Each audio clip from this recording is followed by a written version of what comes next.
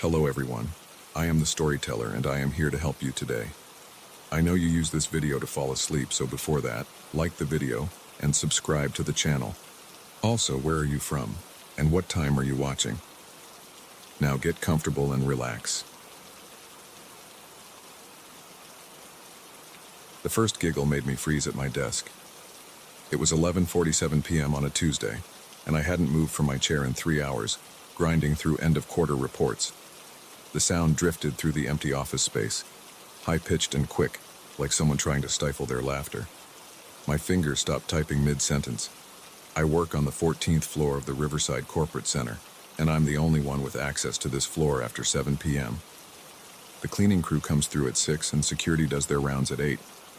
After that, it's just me and the occasional hum of the HVAC system. I like it that way. The solitude helps me focus, especially during crunch periods like this one. Another laugh, louder this time. Female. Definitely coming from the direction of the main conference room. My shoulders tensed up, and I felt my heart rate kick up a notch. I pushed my chair back slowly, trying to minimize the squeaking of the wheels on the carpet. The conference room door was closed, just as it had been all day. I hadn't gone in there once. No meetings were scheduled, and I'd been buried in spreadsheets since arriving at 8 a.m. The blinds were drawn, blocking any view inside. A soft thud came from behind the door, followed by what sounded like whispering. My mouth went dry. I stood up, my legs shaky, and grabbed my phone from the desk. The screen showed no new notifications, no missed calls. The floor's access log would show if anyone else had come up. I checked it compulsively throughout the day, a habit from when I first got promoted to senior manager. No entries since the cleaning crew left. Another thud, harder this time, then scraping like furniture being moved. The sounds were impossible to mistake now. People were in that room. But I had the only key card that worked on this floor after hours, and I'd been sitting 20 feet from that door for the past 15 hours. I walked toward the conference room, my shoes making soft sounds on the carpet. The motion-activated lights in the hallway blinked on, harsh fluorescent making me squint. More whispers leaked through the door, too muffled to make out words. I pressed my ear against the cool metal surface. Just a little longer. A woman's voice. Unfamiliar. Shh. A man, followed by another giggle. My hand shook as I reached for the door handle. I knew it would be locked. I'd checked it myself when the cleaning crew left, like I did every night. The handle turned with a click. It wasn't locked. I yanked my hand back like I'd been burned. The door handle had been ice cold, much colder than it should be. My breath came in quick bursts now, and sweat beaded on my forehead despite the office's aggressive air conditioning. More movement inside. The scraping sound again, followed by a rhythmic tapping. My security training kicked in. I should call building security, let them handle this. My phone was still in my hand, screen dark. I tried to unlock it, but my sweaty fingers kept slipping on the screen. The giggling stopped abruptly. Complete silence fell, broken only by my rapid breathing. Then, 3 sharp knocks on the door, right in front of my face. I stumbled backward, nearly falling. My phone clattered to the floor. The knocking came again, more insistent. The door handle began to turn slowly, deliberately. I ran. There's no shame in admitting it. I sprinted back to my desk, grabbed my laptop bag, and made for the emergency stairs. Behind me, I heard the conference room door open. The sound of it hitting the wall echoed through the empty office. Don't look back. That's what every instinct screamed as I shoved open the stairwell door. But I did look back, just for a second. The conference room door was wide open. The lights were off inside, but I could make out shapes moving in the darkness. More than 2. More than should be possible in that space. And they were flowing out of the room like smoke, but wrong, moving against gravity, spreading across the ceiling. I took the stairs 3 at a time, nearly falling twice. My chest burned, but I didn't slow down until I hit the lobby. The night security guard looked up from his crossword puzzle, startled by my explosive entrance. "Everything okay, Mr. Matthews?" I couldn't speak, just pointed up. He called for backup, and within minutes, 3 guards were heading up to the 14th floor. I waited in the lobby, gulping water from the cooler and trying to stop my hands from shaking. They found nothing, of course. The conference room was empty, everything in its place. No signs of entry, no evidence anyone had been there. The security footage showed no one entering or leaving the floor after the cleaning crew. The guard suggested I was working too hard, seeing things after too many late nights.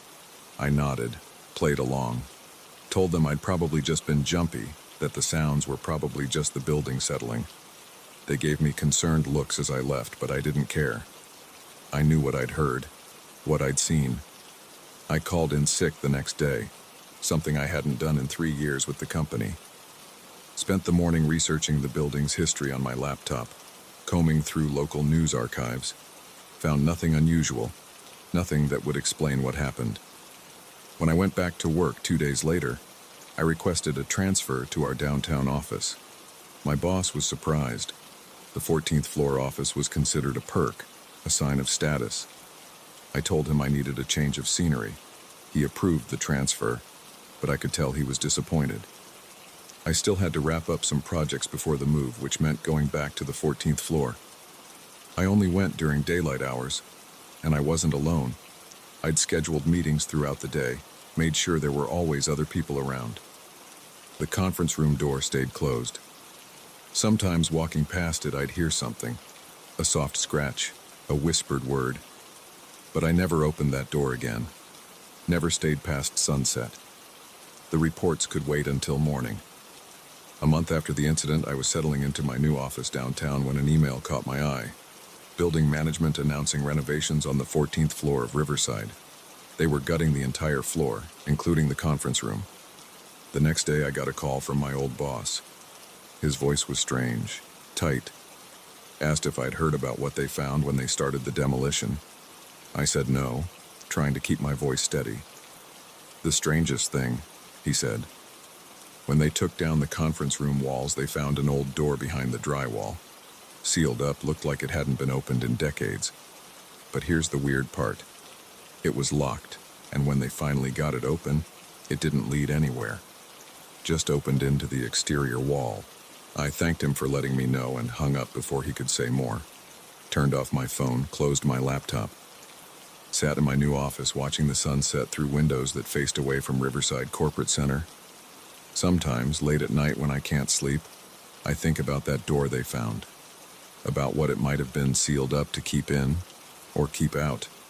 About the things I heard in that conference room, the shapes I saw moving against gravity. But mostly, I think about the laughter. How human it sounded at first, until it wasn't. How it changed in those last moments before I ran, becoming something that shouldn't have been possible with human vocal cords. I don't work late anymore. When the sun starts to set, I pack up and leave, no matter how much work is left to do. My productivity numbers have dropped, but I don't care. Some things are more important than quarterly reports and performance reviews. Last week, I ran into one of the security guards from that night. He was working at a different building now, and he looked older, tired. He recognized me immediately. "Still pulling those late nights, Mr. Matthews?" I shook my head. He nodded slowly. "Smart man. You know, we never told you what we really found that night." My chest tightened. "What do you mean?" He glanced around, then lowered his voice. "The conference room was empty when we got there, yeah, but the table, all the chairs around it were warm. Like people had just been sitting in them, and on the whiteboard..." He trailed off, rubbing his face. "What was on the whiteboard?" I asked, not sure I wanted to know. "Fingerprints. Dozens of them, all over it. We dusted them, ran them through the system. No matches, but..." He swallowed hard. "They weren't right. The patterns, the whorls. Our tech said they didn't look human. Said he'd never seen anything like them." I thanked him and walked away quickly, trying not to run. That night, I dreamed of the conference room, of the door handle turning, of shapes moving in darkness, of laughter that started human and became something else.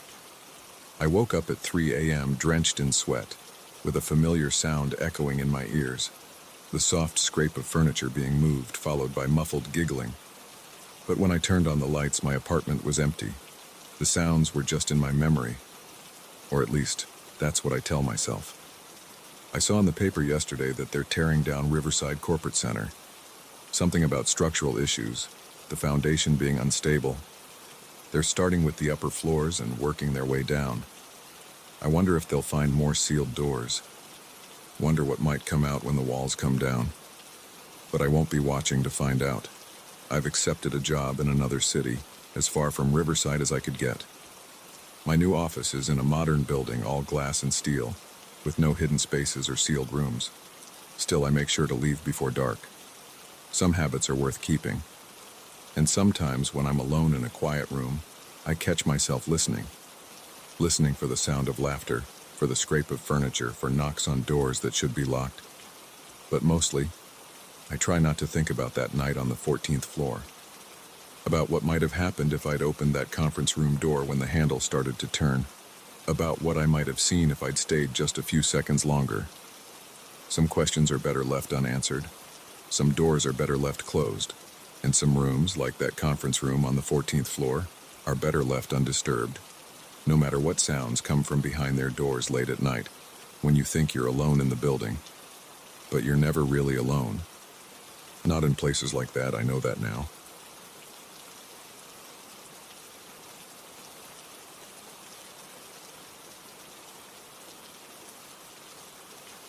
The first thud came at 2:47 a.m. I know because I checked my phone thinking it might be the neighbors. But this building was too new to have neighbors. I'd moved in just 2 weeks ago, and so far I was the only tenant on the entire 7th floor. Another thud, followed by what sounded like shuffling footsteps in the hallway. My TV was off. The AC had cycled down. In that artificial silence of a new building, those sounds shouldn't exist. I put down my laptop and stood up from my desk. The footsteps continued, slow and uneven, like someone dragging their feet across the carpet. Then came the voices, muffled, indistinct, but definitely human. At least 2 different ones, speaking in low tones I couldn't make out through the door. The rational part of my brain said it had to be maintenance workers or security doing late-night checks. But at this hour, in a building that was still mostly empty, I walked to my front door and pressed my ear against it. The voices were clearer now, a man and a woman, their words still too garbled to understand. They sounded agitated, speaking in quick, sharp bursts. My hand hovered over the doorknob. I'm not usually the type to investigate strange noises in the middle of the night. I've seen enough horror movies to know better, but this was my floor, my home. I had a right to know what was happening out there. I opened the door as quietly as possible, just a crack at first. The hallway lights were on their usual dim night setting, casting long shadows across the beige carpet. The voices had stopped. Opening the door wider, I stepped into the hallway. Empty. The cream-colored walls stretched in both directions, unmarked by any decorations or signs. The building was too new for those touches. Just a long row of identical dark wood doors, all of them vacant units except mine. The elevator was about 30 feet to my right. Its digital display caught my attention immediately. The numbers were flickering rapidly, jumping between different floors in a way I'd never seen before. As I watched, it settled on 7, my floor, but the light behind the number pulsed erratically, like a fluorescent bulb about to die. I walked toward it slowly. My bare feet made no sound on the new carpet, but I could feel how cold it was through my socks. The air in the hallway was several degrees cooler than my apartment, which didn't make sense since the building's climate control system was supposed to be state-of-the-art. When I got within 10 feet of the elevator, I heard it, a scratching sound coming from behind the metal doors. Not mechanical, this was organic, like fingernails dragging across the surface. I stopped. The display continued to flicker on 7, casting intermittent blue light across the hallway. The scratching got louder, more deliberate. Then a thump from inside the elevator car, heavy enough to make the doors vibrate slightly. "Hello?" I called out, immediately regretting breaking the silence. My voice sounded too loud, too intrusive in that empty space. The scratching stopped. The thumping stopped. Everything went quiet except for the soft, electrical hum of the hallway lights. I took another step forward. The elevator doors looked normal, brushed stainless steel, pristine and unmarked. But something was wrong with the seam where they met in the middle. Instead of being perfectly straight, it seemed to bulge outward slightly, as if something was pressing against it from the inside. The display flickered again, this time cycling through all the numbers rapidly before going dark completely. In that moment of darkness, I heard the voices again, closer now, coming from inside the elevator car. The woman's voice was clearer. "Please, help us." My heart started pounding. I reached for my phone, then remembered I'd left it in my apartment. The smart thing would be to go back, call building security or the police. But what if someone was actually trapped in there? I stepped closer to the elevator and pressed the call button. Nothing happened. I pressed it again, holding it down longer this time. The display remained dark. The scratching resumed, more frantic now. Multiple sets of fingernails dragging across metal. The doors bulged further outward, the seam between them widening enough that I could see darkness through the gap. "Is someone in there?" I asked, my voice shaking slightly.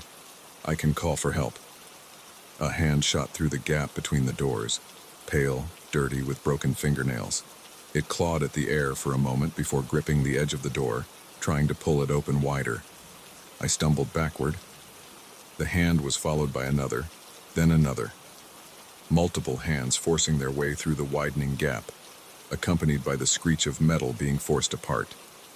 The lights in the hallway flickered, and in that strobing effect, I saw faces pressing against the gap, distorted, wrong somehow, their features twisted in ways that human faces shouldn't move. Their mouths were open too wide, showing too many teeth. I turned and ran. Behind me, I heard the final screech of metal giving way, followed by the wet sound of bodies hitting the carpet. The voices started again, no longer muffled, no longer human. My hands were shaking so badly I could barely get my key into the lock. I could hear them coming, the shuffle drag of multiple sets of feet on carpet getting closer. The hallway lights were flickering faster now, casting the scene in broken fragments of visibility. I got the door open and slammed it behind me, turning both deadbolts. For a moment, I just stood there, breathing hard, listening. The footsteps stopped right outside my door. Something scraped against the wood, those same broken fingernails. Then a voice, the woman from before, but different now. Distorted, like someone playing a tape at the wrong speed. "Let us in," it said. "We lived here first." I backed away from the door. That didn't make sense. This building was brand new. The construction had just finished 2 months ago. Before that, it was an empty lot. The scratching moved to my window. I was 7 floors up. There couldn't be anything out there. But when I looked, I saw those hands pressing against the glass, leaving dirty smears. Between the fingers, I caught glimpses of faces, the same twisted expressions I'd seen in the elevator. My phone was still on my desk. I grabbed it and dialed 911, but there was no signal. The Wi-Fi was down too. Even my cellular data wasn't working. The temperature in my apartment dropped suddenly. I could see my breath fogging in the air. The scratching was at both the door and windows now, and other sounds were joining it. Wet, organic noises I didn't want to identify. The woman's voice came again, closer now, as if she was speaking directly through the door. "We died here first." My mind raced, trying to make sense of it. I'd done my research before moving in. This was newly developed land, never built on before. The construction company had broken ground just last year. Unless... I pulled up the building's website on my laptop, thankful I still had the page loaded in my cache. I scrolled through the development history, looking for anything I might have missed. There, in a small note near the bottom, site of the former Westbrook Apartments, demolished 1986 following structural collapse. 27 residents lost. A crack appeared in my window, spreading like a spider web from where one of the hands pressed against it. The door's hinges were starting to bend inward, metal groaning under impossible pressure. I ran to my bedroom, slamming and locking that door too. My hands were numb from the cold. The temperature must have dropped another 20 degrees in the last minute. The outer door finally gave way with a crash. I heard them entering my apartment. The drag of feet, the sound of furniture being knocked over, those wet, shuffling noises getting closer. They were talking now, multiple voices overlapping, all distorted in that same wrong way. Our home. Give it back. We died here. The bedroom door wouldn't hold them for long. I looked around frantically for options. The window? 7 floors up was a fatal drop. The closet? Just another dead end. Something hit the bedroom door hard enough to splinter the wood. Through the cracks I could see them. Fragments of faces, hands, bodies that weren't quite right. Like someone had tried to reconstruct human beings from broken pieces. The door burst inward. They filled the doorway. A mass of twisted limbs and distorted faces, all pressed together like they were still trying to fit in that elevator car. Their skin was pale and mottled, clothes rotted and stained with old blood and concrete dust.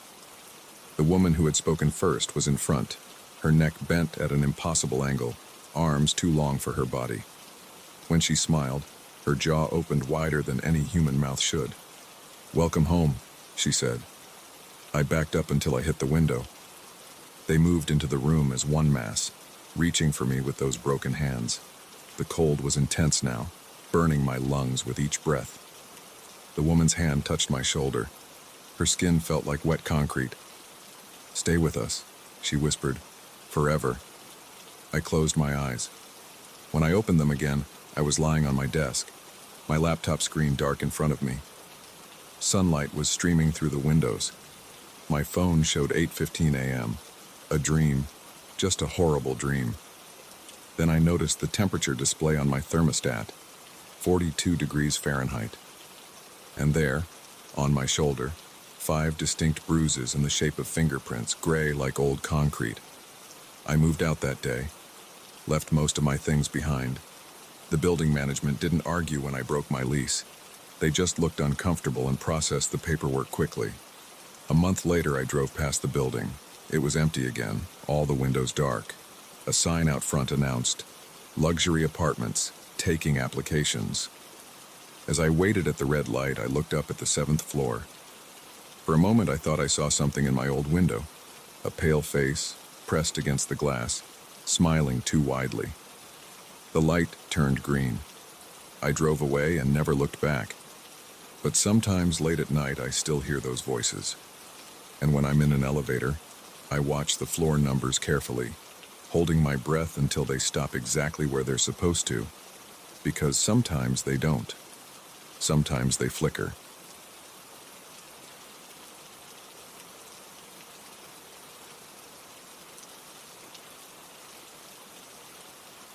The first time I noticed something was wrong at 2847 Maple Street, I dismissed it. Just another boring foreclosure inspection, I told myself. But now, 3 weeks later, I'm questioning everything I know about reality, and I'm afraid to go back there tomorrow.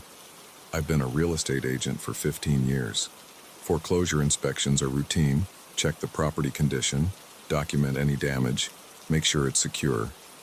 Usually it's just sad, empty houses with bad memories. This one looked the same at first. A typical 1960s ranch-style home in a declining neighborhood. Tan brick exterior, overgrown yard, storm door with peeling paint. The bank had taken possession after the owners defaulted, and they needed monthly inspection reports. That first visit was completely normal. I used the lockbox key, did my usual walkthrough with my tablet, taking photos and notes. 3 bedrooms, 2 baths, dated kitchen with cheap laminate counters. Musty smell from being closed up. All the light switches were down in the off position, which was standard. I always check every switch to make sure the electricity is still on. The white vinyl blinds were all raised up, letting in what sun they could through grimy windows. Nothing unusual. I finished my inspection in about 45 minutes, submitted my report, and didn't think about the house again until my next scheduled visit 4 weeks later. That's when things got strange. Everything looked the same from the outside. I unlocked the front door, stepped in, and immediately noticed something different. A faint floral scent, like women's perfume. Not overwhelming, just a subtle sweetness in the air. I figured maybe the bank had shown it to a potential buyer. But when I checked the lockbox history later, there were no other entries. In the living room, I found the first real discrepancy. I distinctly remembered raising all the blinds during my initial inspection. It's part of my routine to let in natural light. But now 3 of the 4 windows had their blinds fully lowered. I made a note to mention it in my report, assuming someone had been in the house even though the locks were secure. Then I noticed the light switches. In the kitchen, the switch by the door was flipped up instead of down. I was absolutely certain I'd left all switches in the off position. It's a habit ingrained from years of inspections. A safety issue, making sure everything's off when the house is vacant. I started checking all the switches systematically. 4 more were in the up position: dining room, hall, master bedroom, and garage. My pulse quickened as I documented each one. The house was supposed to be empty. The locks hadn't been touched. But someone, or something, had been flipping switches. I finished my inspection as quickly as I could while still being thorough. Just before leaving, I deliberately turned every switch down and raised all the blinds. I took photos to document the positions. I wanted proof for my next visit. That was 2 weeks ago. I had to do an extra inspection because the bank was considering an offer. When I arrived, my stomach dropped. All the blinds I had raised were lowered again. 6 light switches were up, and that perfume smell was stronger, definitely floral like jasmine or gardenia. I forced myself to go through the whole house. In the master bathroom, I found something that made my skin crawl. A wet spot on the counter by the sink about the size of a quarter. The water was fresh. I touched it with my finger to be sure.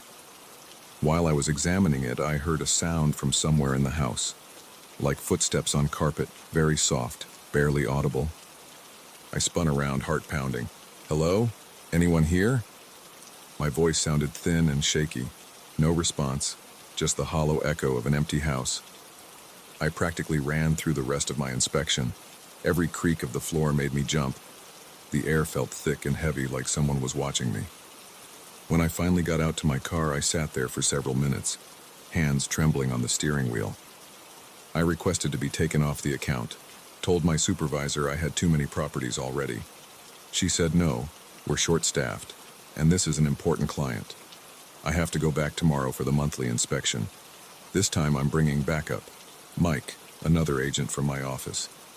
He thinks I'm being ridiculous, that there must be a logical explanation. Maybe he's right, but I know what I've seen and heard. And I can't shake the feeling that whatever is in that house is getting bolder. I'm sitting in my home office now, looking at the inspection photos on my laptop. The pictures show everything exactly as I described. Blinds up, switches down. Tomorrow we'll see what's changed. Part of me hopes Mike witnesses something too, so I know I'm not crazy.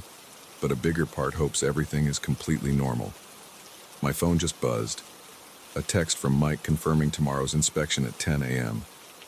As I read it, I caught a whiff of something in the air. Something floral like jasmine. I turned around slowly, expecting I don't know what. Nothing was there. Just my imagination. Has to be.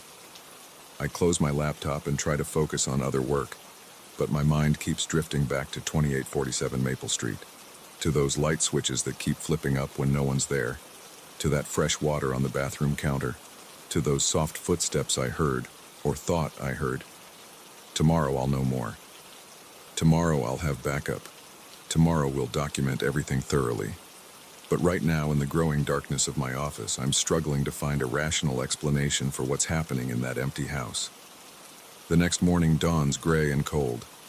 Mike meets me in the office parking lot, travel mug of coffee in hand, looking annoyingly cheerful. "Ready to go ghost hunting?" he jokes, sliding into the passenger seat of my car. "Just help me do a thorough inspection," I say, "and pay attention to anything unusual." The drive takes 20 minutes. I fill Mike in on the details. The perfume smell, the switches, the wet counter, the footsteps. He nods politely, but I can tell he's skeptical. That's fine. I was skeptical too, at first. We park in front of 2847 Maple Street. The house looks exactly the same as always. Boring, ordinary, empty. Dead leaves scatter across the unmowed lawn. The storm door creaks in the wind. Spooky, Mike says with a grin. I ignore him and get the lockbox key. Inside, the first thing I notice is the smell. Stronger than ever, unmistakably floral. Mike notices it too, his smile fading slightly. Perfume, he says. Weird in an empty house. Told you. I start checking the blinds while Mike photographs the rooms. Every single blind is down, even though I distinctly remember raising them 2 weeks ago. The light switches are next. I count them as I go. 1, 2, 3. 12 switches in the up position, more than ever before. Mike, I call out. Come look at this. I show him how many switches are flipped. I turned all these off last time. Took photos to prove it. He frowns. Could be an electrical issue. Old wiring, faulty switches. All turning themselves on at the same time, in different parts of the house. He shrugs, but I can tell he's unsettled. We move through the house methodically, documenting everything. In the master bathroom, the counter is dry this time. But there's something new. A fine layer of dust on everything except a circular, clean spot by the sink, exactly where I saw the water last time. Someone's been here, Mike says quietly. Check the lockbox log, I tell him. He pulls out his phone, checks the digital record. No entry since your last inspection. So how? A loud click interrupts me. We both freeze. What was that? Mike whispers. Sounded like... I swallow hard. Like a light switch. We move cautiously to the hallway. The switch by the bedroom door is now in the up position. I know. It was down when we checked it 5 minutes ago. Mike's face has gone pale. Okay, that's not normal. Another click from the kitchen. We practically run in there. The switch by the door is up. While we stare at it, it clicks down again. By itself. No one touching it. Jesus, Mike breathes. The perfume smell is overwhelming now. The air feels charged, heavy with something invisible but present. The hair on my arm stands up. That's when we hear the footsteps, soft but clear, moving across the living room carpet behind us. We spin around. Nothing there. The footsteps continue to the front door, then stop. We need to go, I say. Now. Mike doesn't argue. We hurry to the door, not running but moving fast. As I reach for the handle, the lock clicks. I try turning it anyway, locked tight. Use your key, Mike says, voice shaking. I fumble with my key ring, find the right key. It won't turn. Like something's holding the lock from the other side. The footsteps start again, moving toward us. The perfume smell is so strong I can barely breathe. Out of the corner of my eye, I see the living room light switch flip up. Mike slams his shoulder into the door. Once, twice, it bursts open. We stumble out into the cold morning air, gasping. Behind us, the storm door slams shut with a crack like a gunshot. We stand there for a long moment, catching our breath, staring at the house. Through the window, I see the living room light switch flip down again. Well, Mike says finally, I guess I owe you an apology. I laugh, but it comes out shaky. Let's get out of here. In the car, we sit in silence for a minute. Then Mike pulls out his tablet. We still need to file the inspection report, he says. What should we put? I start the engine. The truth, all of it. Let the bank figure it out. They'll think we're crazy. Probably, but we have photos, video, 2 witnesses, and we're both experienced agents with good reputations. He nods slowly. Yeah, okay. He starts typing, then pauses. Hey, that perfume smell? Reminded me of something. I looked up the previous owners earlier. It was a foreclosure after the owner died. A widow named Margaret Wilson lived there alone for 20 years after her husband passed. Died in the master bedroom last year. My hands tighten on the steering wheel. Let me guess. She wore floral perfume? According to the estate sale listing, they sold several bottles of vintage jasmine perfume. I pull away from the curb, resisting the urge to drive faster than necessary. In the rearview mirror, 2847 Maple Street grows smaller. Just before it disappears from view, I swear I see one of the blinds raise up just a few inches like someone is peeking out. I file my report that afternoon, documenting everything in detailed professional language.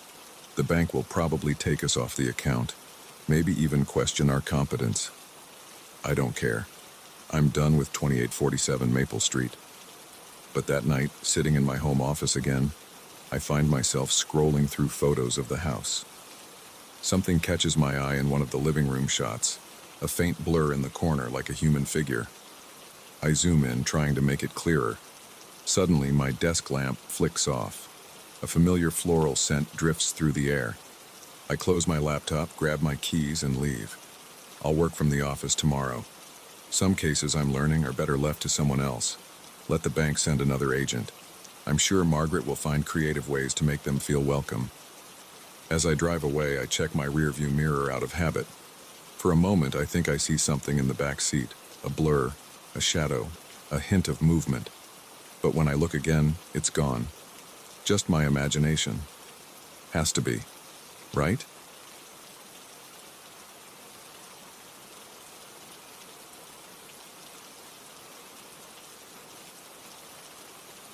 I shouldn't have gone camping alone. That's what everyone keeps telling me now. The police, the park rangers, even the UFO researchers who won't stop calling. But I need to get this down while it's still fresh. While I can still remember every detail of those 12 hours that changed everything I thought I knew about our place in the universe. It started as a regular weekend trip to Black Rock State Forest. I'd done solo camping dozens of times before, pack the essentials, drive out Friday after work, spend Saturday hiking, head home Sunday morning. Simple, safe, normal. October 12th seemed like any other fall weekend. Crisp air, leaves turning, perfect camping weather. I pulled into my usual spot around 7 p.m. just as the sun was setting. It's a secluded clearing about 2 miles from the main campground, accessible by a narrow dirt road. I'd found it 3 years ago and kept coming back. The rangers knew me and my Toyota 4Runner by now. "Going to your secret spot again, Mark?" They'd joke at the check-in station. I liked the solitude, the quiet. No RVs, no loud families, no college kids with their music. Just me, my tent, and the woods. Setup was routine. I've done it so many times I could probably pitch that tent blindfolded. Coleman 2-person dome tent, though I only need half the space. Ground tarp down first, stakes in solid, rain fly secured just in case. I had the whole camp ready in 20 minutes. Tent, camp chair, small fire pit. The temperature was dropping fast as night fell, so I got a fire going right away. Nothing big, just enough to cook dinner and keep warm. I heated up some chili I'd brought from home, ate it straight from the pot with a plastic spoon while I watched the stars come out. The sky was incredibly clear that night. No moon, no clouds, just an endless field of stars scattered across the darkness. I could see the Milky Way stretching overhead, something you never get in the city. The first strange thing I noticed was around 10 p.m. I was about to bank the fire and turn in when I saw what looked like a satellite moving across the sky. Except it wasn't moving in a straight line like satellites do. This light zigzagged, making sharp turns that should have been impossible for anything in orbit. I figured it must be a drone, though I'd never seen one flying that high or that fast. Then the light stopped dead in the middle of the sky. Just froze there, perfectly still, glowing with a steady white-blue color. I grabbed my phone to record it, but the battery was already at 15% despite being fully charged when I arrived. I only managed a few seconds of shaky footage before the phone died completely. The light hung there for maybe 30 seconds, then suddenly split into 3 identical points arranged in a triangle. They rotated slowly like they were scanning the ground below. I felt the hair on my arms stand up. The air had changed. There was a low humming sound just at the edge of hearing, more like pressure than noise. Static electricity made my skin tingle. I'm not proud to admit it, but I dove into my tent, zipped it up tight, and lay there in my sleeping bag, heart pounding. The humming got louder, and a bright blue-white light flooded through the tent walls. It was so bright I could see every detail inside the tent like it was noon on a summer day. The light pulsed rhythmically, and I could feel vibrations coming up through the ground. I don't know how long I lay there, barely breathing, while that light swept back and forth across my campsite. Could have been minutes, could have been hours. Time felt wrong somehow, stretched out and compressed at the same time. Eventually, the humming faded and the light dimmed. When I finally worked up the courage to unzip the tent and peek out, the sky was dark and normal again. I didn't sleep. How could I? I sat up all night in that tent, jumping at every sound, every snapping twig or rustling leaf. My phone was dead. My flashlight batteries were dead too, though they'd been brand new. Even my watch had stopped at 10:07 p.m. The only light came from the dying embers of my fire, which I was too scared to leave the tent to rebuild. Dawn seemed to take forever to arrive. When the sky finally started to lighten, I burst out of that tent like a sprinter at the starting gun. The first thing I noticed was the silence. Complete, absolute silence. No birds, no insects, no wind in the trees, just dead silence. Then I saw the circles. 3 perfect circles burned into the ground about 50 feet from my tent, each one exactly 30 feet in diameter. The grass inside the circles wasn't just burned, it was gone, replaced by glass smooth black material that looked like obsidian but felt warm to the touch. The circles overlapped slightly, forming a pattern like a Venn diagram. In the center, where all 3 circles intersected, there was a small raised pyramid of the same black material, about 6 inches high. My hands were shaking as I took pictures with my phone, which had mysteriously started working again but showed the wrong date, October 14th instead of 13th. That's when I noticed the other changes. The temperature had dropped at least 20 degrees overnight. There was frost on my tent even though the weather forecast had predicted lows in the mid-50s. And most worrying of all, my car wouldn't start. The 4Runner's battery was completely dead. Not just weak, dead. When I hooked up my portable jump starter, nothing happened. The electrical system was fried. No lights, no radio, not even a click from the starter. I popped the hood and found scorch marks on the engine block, radiating out from all the electrical connections like lightning burns. I tried calling for help, but my phone showed no signal despite usually having decent coverage at that spot. The GPS app wouldn't load. Even the compass app just spun in circles, unable to find north. I was effectively cut off. That's when I heard it, a low, pulsing hum coming from the direction of the circles. The black material was vibrating, sending ripples across its surface like water. The small pyramid in the center began to glow with a faint blue light, the same color I'd seen in the sky the night before. I grabbed my backpack and stuffed it with water, food, and warm clothes. Whatever was happening, I wasn't sticking around to find out more. I knew there was a ranger station about 5 miles away if I followed the main trail. I could make that in a couple of hours, even loaded down with gear. I didn't even bother breaking down the tent, just grabbed the essentials and started walking, fast. The humming followed me for the first mile, growing fainter with distance but never completely fading. My watch had started working again but was running backward, the hands spinning counterclockwise at high speed. The forest felt wrong as I walked. The trees seemed taller somehow, their shadows too dark and sharp even in the morning light. I kept seeing movement at the corners of my vision, but whenever I turned to look, there was nothing there. The air felt thick, like walking through invisible syrup. And it was cold, much colder than it should have been for October in this part of the country.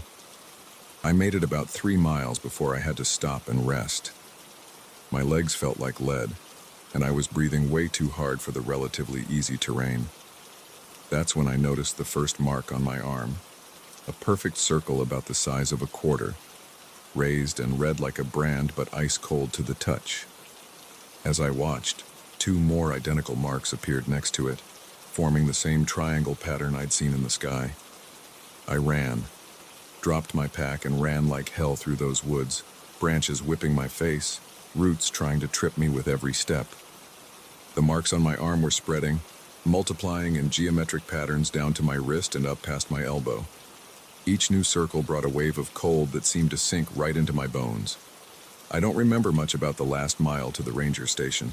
My vision was blurry, my thoughts scattered. I remember the ground seeming to ripple under my feet like waves on water. Remember the trees bending away from me as I passed, their branches twisting into impossible shapes. Remember the sky turning that same bright blue-white color I'd seen the night before, though my phone's camera showed normal blue when I tried to photograph it. I burst into the ranger station at 9:43 a.m., according to their wall clock. The rangers said I was screaming about lights and circles, though I don't remember that part. They said my body temperature was 83 degrees when they checked it, way too low for someone who'd just been running. The marks on my arm were gone by then, leaving no trace they'd ever existed. The rangers sent a team to my campsite. They found my tent and car right where I'd left them, but no signs of the circles. The ground was undisturbed. The car's battery was fine. It started right up for them. They showed me photos. Everything looked completely normal. But it wasn't normal. Nothing has been normal since that night. The date thing on my phone wasn't a glitch. I lost a day somehow. It was October 14th when I reached the ranger station, not the 13th like it should have been. 24 hours just gone with no memory of what happened during that time. The rangers' logs show I checked in on the 12th, but nothing after that until I showed up at their station on the 14th. My watch still runs backward sometimes, especially at night. The compass on my phone spins wildly whenever I'm in the woods. I can't keep batteries charged. They drain in hours no matter what device they're in. And sometimes, usually around 10:07 p.m., I hear that humming again. Feel that static electricity on my skin. See flashes of blue-white light at the edges of my vision. The UFO researchers say my experience matches dozens of other reports from that area over the past 50 years. They've shown me photos of similar circle patterns found in fields and forests across the country. They want me to speak at their conferences, tell my story to their followers. The doctors say I experienced a combination of hypothermia and stress-induced hallucinations. They've run tests, taken scans, drawn blood. Everything comes back normal except my body temperature, which still runs about 5 degrees below average. They've prescribed anti-anxiety medications and recommended therapy. The police filed a report but didn't investigate further. No crime was committed. No property was damaged. No one was hurt. Just another weird story from the woods. But I know what I saw, what I felt. What happened to me out there was real, whatever it was. The marks on my arm may be gone, but I can still feel them sometimes. 3 cold circles forming a perfect triangle, pulsing in time with that distant humming that never completely goes away. I haven't been camping since that night. Haven't even been able to stay outdoors after dark. The stars don't look the same to me anymore. When I look up at that vast field of lights, I can't shake the feeling that something up there is looking back. Watching. Waiting. My tent and sleeping bag are still in the garage, gathering dust. Sometimes I think about burning them, erasing every reminder of that night. But I keep them as evidence, proof that I'm not crazy, that it really happened. The rangers say that clearing is still there, still accessible by that narrow dirt road. Still empty and quiet, waiting for the next camper looking for solitude. I wonder if they'll see the lights too, if they'll find the circles, if they'll lose a day like I did. I wonder if they'll believe what they see, or if they'll convince themselves it was all in their head, like everyone wants me to do, like I've tried and failed to do every day since it happened. Because the hardest part isn't the memories or the lingering effects or even the fear. The hardest part is knowing that something impossible happened to me out there in those woods, something that changed me in ways I still don't understand, and I'll never know exactly what it was or why it chose me. All I know for sure is that I'm not the same person who pitched that tent on October 12th. That person believed he understood how the world worked, believed in rational explanations and natural laws, believed he was alone in that clearing. Now I know better. Now I know we're never really alone out there. And sometimes when the stars are bright and that humming starts up again, I catch myself watching the sky. Not with fear anymore, but with anticipation. Waiting to see those lights again. Waiting for answers to questions I'm not even sure how to ask. But mostly waiting to find out what those 12 missing hours cost me. What part of myself I left behind in those 3 perfect circles. And what, if anything took its place.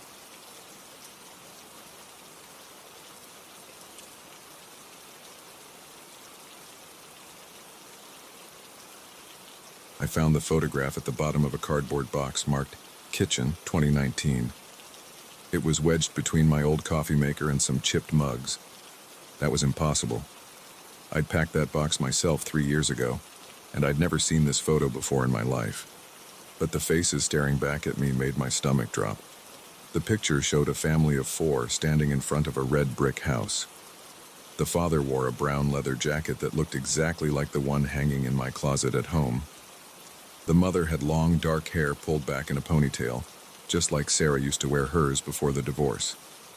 The 2 kids, a boy and a girl, looked around 8 and 6. Deep scratches ran across their faces, like someone had tried to erase them.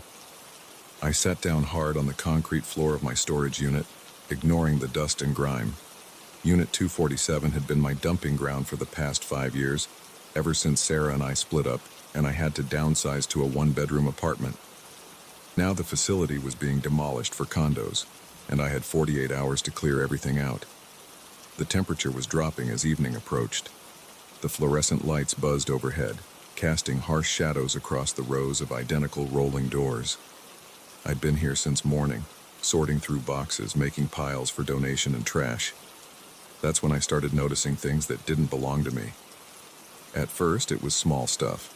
A brass desk lamp I didn't recognize. Some old hardcover books I'd never bought. I figured maybe they'd gotten mixed in when I was moving, or Sarah had packed some random items. But then I found the camping gear, a full set of expensive equipment still in its original packaging. I'd never been camping in my life. The photo trembled in my hands.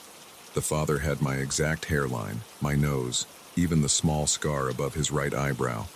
But his eyes were wrong, flat and dark, like holes punched in paper. The mother could have been Sarah's twin, except for the unnatural angle of her neck and the way her smile stretched too wide across her face. My phone buzzed, making me jump. A text from Mike, my brother. "You need help clearing out the unit? Can come by after work." I started to type yes, then deleted it. Something told me I needed to figure this out alone. I texted back, "All good, almost done. Thanks though." Standing up, I did a slow turn around the tank's 15 space. I thought I knew every item in here. Memories and junk from 15 years of adult life. Now I really looked at the stacks of boxes and furniture. A green armchair I'd never owned sat in the corner. The brass numbers on the antique clock on the wall were backwards. And the mirror. When had I gotten a full-length mirror with that ornate silver frame? I walked over to it, feet crunching on scattered packing peanuts. My reflection looked normal enough. 42 years old, graying at the temples, wearing my old Yankees t-shirt and jeans dusty from moving boxes. I reached out to touch the cool glass surface. The reflection didn't move. I yanked my hand back. In the mirror, my image remained perfectly still, arm outstretched, fingertips pressed against the other side of the glass. As I watched, it smiled, a wrong, twisted smile that split its face like a crack. I stumbled backwards, knocking over a stack of boxes. Papers and old clothes spilled across the floor. Among them was another photograph, this one showing the same family standing in front of my storage unit, Unit 247. They were all smiling, those horrible smiles. The date stamp in the corner read 06/15/2024, 6 months from now. My hands were shaking so badly I could barely pick up my phone. I needed to call someone. The police? A psychiatrist? Sarah? What would I even say? The fluorescent light above me flickered and went out. In the dim glow from the remaining lights, I saw movement in the mirror. The reflection family was there now, standing behind mirror me, still smiling. The father raised his hand in a wave. I ran, slammed the rolling door down and fumbled with the padlock. Behind me, something scratched against the metal door. I dropped the keys twice before managing to lock it. The long hallway of storage units stretched out in both directions, identical doors disappearing into shadow. I couldn't remember which way led to the exit. My breath came in short gasps that echoed off the concrete walls. A door rattled somewhere in the darkness. Then another. And another. The sound of rolling metal grew louder, closer, like a wave of doors opening and closing. I picked a direction and ran. The emergency exit sign glowed red at the end of the hall. Or was it just another reflection? The rattling followed me, along with a new sound. Footsteps, out of sync with my own. And whispers, too quiet to make out the words. I slammed through the emergency exit into the parking lot. The sun had set while I was inside. My car sat alone under a flickering lamppost. I fumbled for my keys, pressing the unlock button repeatedly. The car chirped. In the brief flash of the headlights, I saw them. 4 figures standing at the edge of the parking lot. A family. My family. But wrong. I dove into the driver's seat and locked the doors. The engine roared to life. As I peeled out of the parking lot, I glimpsed them in my rearview mirror. They stood in a perfect line, waving goodbye with those twisted smiles. The father wore my leather jacket. That was 3 days ago. I haven't been back to the storage facility. Haven't been back to my apartment either. I've been driving, staying in cheap motels, paying cash. Every mirror I pass shows me something different now. Every photograph I look at changes when I look away.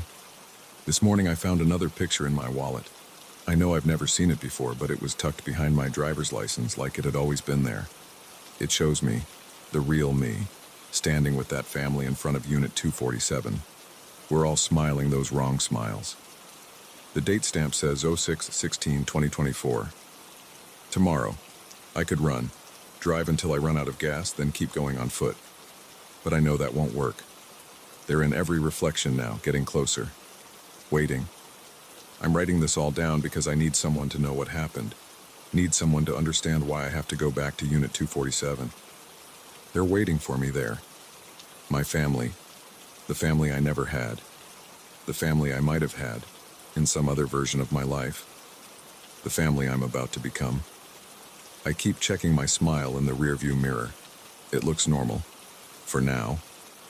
But sometimes, out of the corner of my eye, I catch it starting to stretch. I should have known something was wrong the moment I found that first photograph. Should have walked away, called the police, done something different. But now it's too late. The changes are spreading. This morning I found a brown leather jacket in my back seat, the exact one from the photo. When I reached back to touch it, it was warm. The storage facility office called an hour ago. A woman's voice, familiar but wrong, like Sarah's voice played backwards. Just reminding you that all units must be cleared out by tomorrow. Unit 247 still has some items inside. Your family's waiting to help you move them. I hung up, threw my phone out the window, but I can still hear her voice in my head, getting louder. They're all getting louder now, whispering about tomorrow, about Unit 247, about becoming. The sun is setting. I'm parked outside a gas station somewhere in New Jersey, watching my reflection in the window. It's still me mostly, but if I look closely, I can see them standing behind me, getting clearer, more solid. Their smiles are my smile now. I'm going back to Unit 247. I don't have a choice anymore. They're calling me home. If you're reading this, don't look for me. Don't try to find Unit 247. And whatever you do, don't trust the reflections. They're not reflections anymore, they're doors. And they're opening. I have to go now. It's almost dark, and they're waiting. My family is waiting. I'm starting to smile.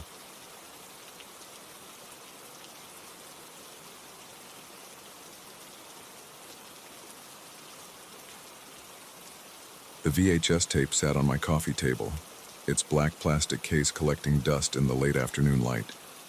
No label, no writing. Just another random item from the dozens of boxes my mom had asked me to clear out of her basement. I hadn't owned a VCR in years, but I'd kept the old one from high school in a closet. Guess some part of me knew this day would come. I pulled the VCR from the back of my hall closet, brushed off the dust and connected it to my TV with the red, white, and yellow cables I'd found tangled in the same box. The machine made a grinding sound when I plugged it in. The digital display flickered to life. 12th hour, 12th hour, 12th hour. My hands were sweating as I pushed the tape in. The mechanism grabbed it with a mechanical whir. Static filled the screen, then that deep blue background that screamed, "Home Video." The timestamp in the corner read 06:15 to 1989. I was 7 years old then. The image stabilized, showing our old backyard in New Jersey. The red swing set my dad built, the above-ground pool with its faded blue liner. But something was wrong. There I was, running across the yard in my Ninja Turtles t-shirt, but behind me, a dark shape moved. Not my shadow. The sun was directly overhead in the video. This was something else. A black mass that followed my movements, staying about 3 feet behind me at all times. I leaned closer to the TV, my throat tight. I didn't remember this day. Not the swing set, not playing in the yard, and I definitely didn't remember that shape. The video jumped, typical of old home recordings, and now showed me sitting at our kitchen table. Birthday cake, 8 candles. This must have been the next year, 1990. My mom was there, younger, her hair still dark brown. Dad filming, obviously. My little sister Tracy in her high chair, face already smeared with frosting. And there it was again. The shadow, standing behind my chair. Taller than before, but still roughly matching my proportions. The edges of it were fuzzy, undefined. As I watched, it seemed to pulse slightly, like heat waves rising from hot pavement. My chest felt tight. I hit pause, got up, and walked to the kitchen. My hands shook as I poured a glass of water. I drained it in 3 gulps, then gripped the edge of the counter until my knuckles went white. I didn't remember that birthday party either. Back in the living room, I hit play again. More birthdays, family picnics, Christmas mornings. Years of my childhood played out in grainy video quality, and in every single frame that shadow stayed with me. Growing as I grew, always just behind me, just over my shoulder. None of my family members seemed to notice it. They never glanced at it, never reacted when it moved. In one scene, my mom walked right through it while bringing out a plate of hamburgers at a backyard barbecue. I fast-forwarded through several minutes of static, and the next clear image made my stomach lurch. My 10th birthday party at Pizza Hut. I remembered this one. It was the first memory I could actually place. Red plastic booth, paper plates, those cheap cardboard party hats. My friends from elementary school singing off-key around the table, but the shadow was gone. Every video after that point showed me normally. No dark shape, no mysterious presence. Just regular home movies of a regular kid growing up in suburban New Jersey. I rewound to the Pizza Hut scene and watched it again, frame by frame. The moment when I blew out the candles. There was something. A flicker of darkness at the edge of the frame. Then nothing. My phone buzzed, making me jump. A text from my mom. "Find anything interesting in those boxes?" I stared at the message for a long time. My thumbs hovered over the keyboard. Finally, I typed, "Mom, who usually did the filming when we were kids?" The 3 dots appeared immediately. "Your father, mostly. You know how he was with that camera. Why?" I hesitated again. Did we have a birthday party for me at Pizza Hut when I turned 10? This time the pause was longer. "Yes, but you got sick, remember?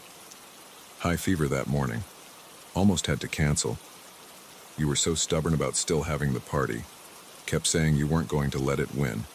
We thought you were just delirious from the fever." My hands went cold. I did remember the fever. 3 days in bed, oscillating between burning up and freezing. Dreams of something dark and close, hovering over me, seeping into my skin. I texted back, "Find any old photo albums when you were cleaning?" Check the box marked Photos 8595. Should be in there somewhere. I dug through the pile of boxes until I found it. The cardboard was soft with age. The marker faded. Inside, dozens of photo albums with sticky plastic pages. I grabbed the one labeled 1989 and started flipping. The photos matched the videos. Every single shot of me before age 10 showed that shadow. Sometimes it was more defined, almost human-shaped. Sometimes it was just a dark blur, but it was always there. always following. My fingers trembled as I turned the pages. I called my mom. "Hey, sweetie, getting nostalgic going through all that stuff?" "Mom, I need you to be honest with me.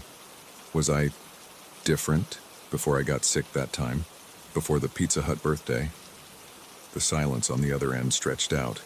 When she spoke again, her voice was careful. "What do you mean different? Did I do things you couldn't explain? Say things that didn't make sense? Did I ever talk about someone or something being with me?" Another long pause. "Why are you asking about this now?" "Please, Mom, I need to know." She sighed. "You were an unusual child, very intelligent, but you had what the doctors called an active imagination. You talked to yourself constantly, claimed you had a friend that no one else could see. We thought it was normal at first. Lots of kids have imaginary friends. But yours seemed different." My mouth was dry. "Different how?" "You said it was always with you, that it had been with you since you were born, that it was teaching you things." She paused again. "You used to tell us it was showing you places, other worlds. You'd describe these incredible scenes, these impossible things. We took you to child psychiatrists, but they all said the same thing, that you'd grow out of it. And you did after that fever. You stopped talking about your friend. Stopped talking to yourself. Became a normal little boy overnight."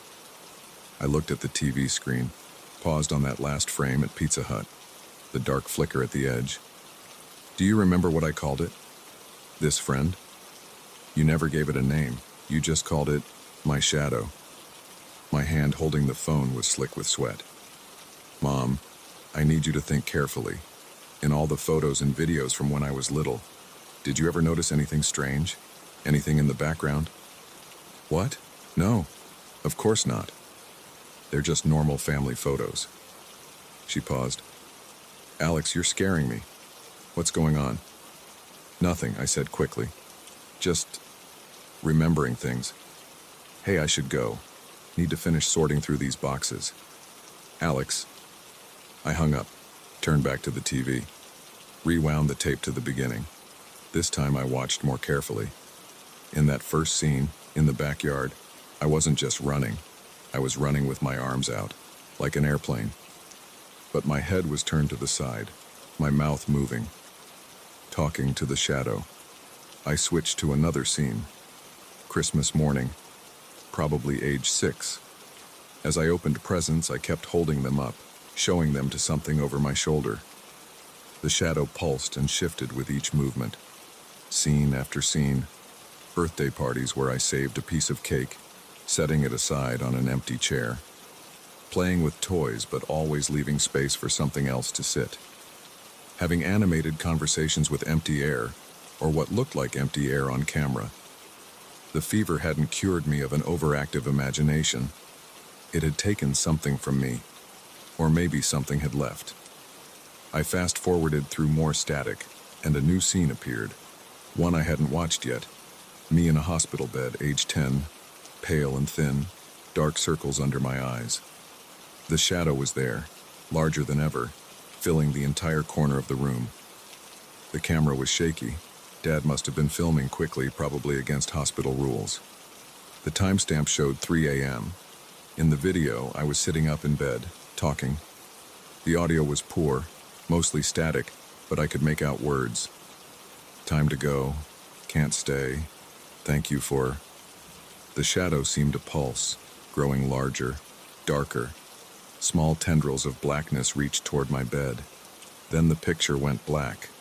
Not static, pure black. When the image returned, the room was empty except for me, sleeping peacefully in the hospital bed. The timestamp showed 7 a.m. I sat there in my living room as the tape ended, rewound automatically. The mechanical clicking of the VCR seemed very loud in the silence. My phone buzzed again. A text from my mother. "Found something else while cleaning. A drawing you did in kindergarten. Your teacher sent it home with a note. I kept it all these years. Coming over to show you." 20 minutes later, she was at my door. She looked pale as she handed me a piece of yellowed construction paper, a child's drawing, crude stick figures. One small labeled ME in wobbly letters. Behind it, a larger figure, done entirely in black crayon, pressed so hard the paper had nearly torn. The teacher's note was stapled to the back. "Mrs. Henderson, I thought you should see this." When I asked Alex about his drawing, he said it was his special friend who shows him things no one else can see. He said it's been with him since he was born, helping him learn about the other side. When I asked what other side, he said, where we all came from, where we go back to. I recommend discussing this with his pediatrician. Mrs. Walsh. My mom touched my arm. "Alex? What's wrong? You're shaking." I looked at her, then at the TV, then back at the drawing. "Mom, I need you to watch something." But when I tried to play the tape again, the screen showed only static. I rewound it, fast-forwarded, ejected, and reinserted it. Nothing but snow. I pulled the photo albums out again, flipping frantically through the pages. All the photos were still there, but the shadow was gone. Just normal pictures of a normal kid. My mom watched me with growing concern. "Alex, you're starting to scare me. What's going on?" I held up the drawing, pointed to the black figure. "Do you remember? Do you remember what it taught me?" She shook her head slowly. "You never told us. You said it was secret, that you weren't supposed to share what you learned until it was time. And after I got sick, did I ever mention it again? No, it was like you forgot everything. When we tried to ask, you just looked confused. The doctor said it was normal, that high fevers can sometimes cause temporary memory loss. We were just happy to have you back to normal." I stared at the drawing, at the black figure pressed so hard into the paper. "But I didn't forget," I whispered. "It left. It finished teaching me whatever it needed to teach me, and it left." My mom took the drawing from my hand, set it on the coffee table. Maybe that's all it was supposed to do. I looked at her sharply. "What do you mean?" She sat down heavily on my couch. "The night your fever broke, I was there in the hospital room. You were talking in your sleep. You said, 'Thank you for showing me. I understand now.' Then your temperature dropped back to normal. When you woke up the next morning," she spread her hands, "you were different. Calmer, more focused, like something that had been pulling you in two directions had finally let go." I picked up the drawing again. The black figure seemed to pulse under my fingers like it had in the videos. Or maybe that was just my hands shaking. "Mom," I said slowly, "what if it wasn't an imaginary friend? What if something really was teaching me, showing me things? What kinds of things?" I pressed my fingers to my temples, tried to remember. I can't, but there was something, a feeling, like words on the tip of my tongue, like a door in my mind, locked but not sealed. Behind it, shadows moved. My mom stood up. "Maybe some things are better left in the past," but as she turned to leave, I caught a glimpse of something in my peripheral vision, a darkness at the edge of my sight. When I turned my head, it was gone. That night, I dreamed of shadows, of other worlds, of things I'd been shown but made to forget until I was ready. And in the morning, when I looked in the mirror, I thought I saw something shift behind my reflection. Just for a moment. Just a flicker of darkness. I should have been terrified, should have run screaming from my own home, but instead I felt recognition, like seeing an old friend after many years, like remembering something I'd always known but had temporarily misplaced. The shadow had taught me things when I was young, things about the other side, about where we come from, where we return to. And maybe, just maybe, it was time for me to remember. I picked up my phone to call my mom, to tell her everything that was coming back to me. But when I reached for it, my hand passed through a patch of darkness that hadn't been there before. The shadow was back, and this time, I was ready to learn.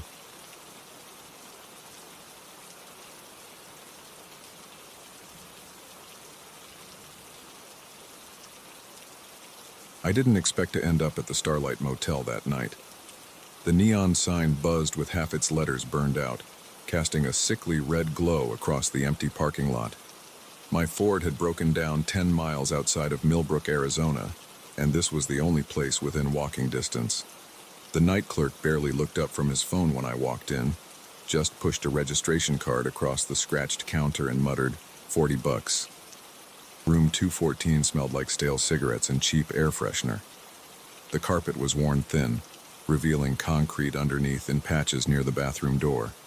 A single queen bed took up most of the space, its brown bedspread decorated with cigarette burns. The TV was an old tube model bolted to a metal bracket on the wall. I locked the door, both the regular lock and the chain, as soon as I got inside. Force of habit from too many nights in places like this. The bathroom light flickered when I flipped the switch, revealing rust stains in the bathtub and a cracked mirror above the sink. I splashed some water on my face and stared at my reflection. 2 days of stubble, bloodshot eyes, wrinkled shirt. I looked exactly like the kind of guy who ends up in a place like this at midnight on a Tuesday. The bed creaked when I lay down, still fully dressed except for my shoes. I kept my wallet in my pocket and my phone on the nightstand, screen facing up so the light would wake me if anyone called. The ceiling fan spun in lazy circles, making a clicking sound every fourth rotation. Sleep came in fits and starts. The walls were thin enough that I could hear the couple arguing 2 doors down, the rumble of trucks on the highway, the ice machine grinding in the hallway. I dozed off sometime after 2 a.m. when the argument finally died down. The sound of metal scraping against metal jerked me awake. In the darkness, I heard the distinct click of a key turning in the lock of my door. My heart slammed against my ribs. I lay completely still, eyes fixed on the strip of light under the door. A shadow moved across it. The lock mechanism turned with a heavy click. I rolled off the bed as quietly as I could, crouching on the floor between the bed and the wall. My phone was still on the nightstand. The door handle began to turn. The chain caught with a sharp clank. Through the 3-inch gap, I saw a slice of hallway light and something moving in the shadows. The door pushed against the chain again, harder this time. The metal links stretched tight. "Wrong room," I called out, my voice steadier than I felt. My hands were trembling. Sweat ran down my back. No response. Just another push against the chain. I lunged for my phone, fumbling to dial 911. The screen was black. Dead. I knew I'd charged it before lying down. I jabbed the power button repeatedly. Nothing. The pushing stopped. Footsteps moved away from the door, growing fainter down the hallway. I stayed frozen in place, listening to my own ragged breathing in the darkness. Minutes passed. Maybe an hour. I didn't move from my spot between the bed and wall. Every sound, the ice machine, doors closing, cars passing, made my muscles tense. When gray light finally started seeping through the threadbare curtains, I stood on shaky legs. My back ached from crouching for so long. I checked my phone again. Still dead. I approached the door slowly. The chain hung loose, swinging slightly. The deadbolt was unlocked. I know I locked it. I always lock it. It's the first thing I do in any motel room. But there it was, turned to the unlocked position. I pressed my ear against the door. The hallway was silent. Moving as quietly as possible, I turned the handle and opened the door a crack. The fluorescent lights buzzed overhead, illuminating the empty corridor. The worn carpet stretched in both directions, identical numbered doors on either side. I grabbed my shoes and wallet, not bothering with the rest of my stuff. The hall was clear. I walked quickly toward the lobby, looking straight ahead, fighting the urge to run. The morning clerk was different from the night guy, an older woman with gray hair and reading glasses hung on a chain around her neck. She barely glanced up from her crossword puzzle when I approached the desk. "Everything okay with your room, sir?" she asked in a bored tone. "Someone tried to get into my room last night," I said. "They had a key." She looked up then, frowning slightly. "That's not possible. We only make one key per room, and you had yours." "I'm telling you, someone tried to unlock my door at 3 a.m.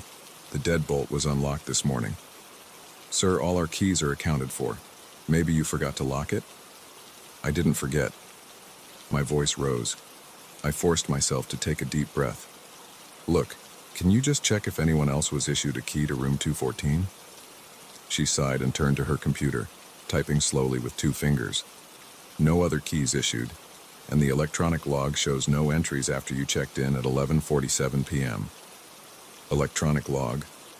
All our keys are electronic now. Every time one is used, it's recorded in the system. She turned the monitor toward me. A simple spreadsheet showed room numbers and timestamps. The last entry for 214 was indeed my check-in. That's impossible. I heard someone try to unlock my door. The deadbolt was turned. She shrugged. System doesn't lie, sir. Will you be checking out now? My hands were shaking again as I signed the receipt.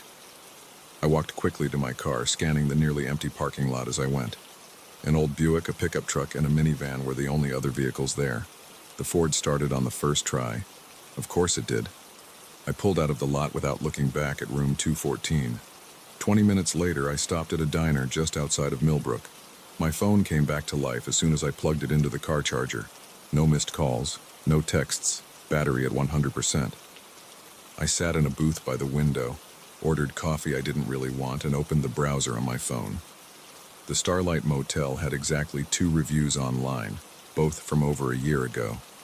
Clean enough, cheap, and okay for one night if you're desperate. Nothing about mysterious keys or unlocked doors. Nothing about electronics failing or deadbolts turning themselves. Just another rundown motel by the highway. The waitress brought my coffee. You okay, honey? You look like you've seen a ghost. I forced a smile. Long night, bad sleep. She nodded sympathetically and moved on to the next table. I stared into the black coffee, watching steam rise in the fluorescent light. The same kind of lights as the motel hallway. My hands were steady now, but a cold weight sat in my stomach. I knew what I'd heard. I knew I'd locked that door. And I knew the electronic log had to be wrong, because someone, or something, had tried to get into room 214 at 3 a.m. I paid for the untouched coffee and got back on the highway. The morning sun was bright, making me squint. In my rearview mirror, I could just make out the faded sign of the Starlight Motel, growing smaller as I drove west. 3 days later, I was back home in Nevada, trying to convince myself it had all been some kind of waking dream brought on by exhaustion. I almost had myself believing it until I got the call. It was the Millbrook Police Department. They wanted to know if I'd noticed anything unusual during my stay at the Starlight Motel. Specifically, if I'd heard any disturbances in the middle of the night. Someone tried to get into my room, I said. Around 3 a.m., they had a key. A long pause on the other end. Sir, what room were you in? 214. Another pause. And you're sure about the time? 3 a.m.? Yes, why? What happened? The detective's voice was carefully neutral. The occupant of room 216 was found deceased yesterday morning. Time of death is estimated around 3:15 a.m. on the night you were there. The door was locked from the inside, deadbolt engaged. No signs of forced entry. My mouth went dry. How did they die? I'm not at liberty to discuss the details of an ongoing investigation. But if you think of anything else from that night, please call us immediately. I hung up and sat in my kitchen, staring at nothing. The cold weight in my stomach was back. I opened my laptop and searched for news from Millbrook. The story was there, buried on page 3 of the local paper's website. Local man found dead in motel room. No details about cause of death. No mention of locked doors or mysterious keys. I clicked through to the paper's archive, searching for similar stories. It took hours, but I found them. 3 deaths at the Starlight Motel in the past 5 years. All in locked rooms, all discovered the morning after, and all in room 216. My room had been 214. I thought about the footsteps I'd heard that night, moving away from my door, moving down the hallway, toward room 216. The cold weight spread from my stomach to my chest. I closed the laptop and walked to my liquor cabinet. My hands were shaking again as I poured 3 fingers of whiskey. The detective had said there were no signs of forced entry. The door had been locked from the inside, just like my deadbolt had been mysteriously unlocked. I drained the whiskey in one swallow. The burn in my throat felt real, tangible. Unlike the memory of that night, which was starting to feel like a bad dream again. But I knew it wasn't a dream. Just like I knew I'd locked that door. Just like I knew someone, something, had tried to get into my room at 3 a.m. I poured another drink and opened my laptop again. This time I searched for the history of the Starlight Motel.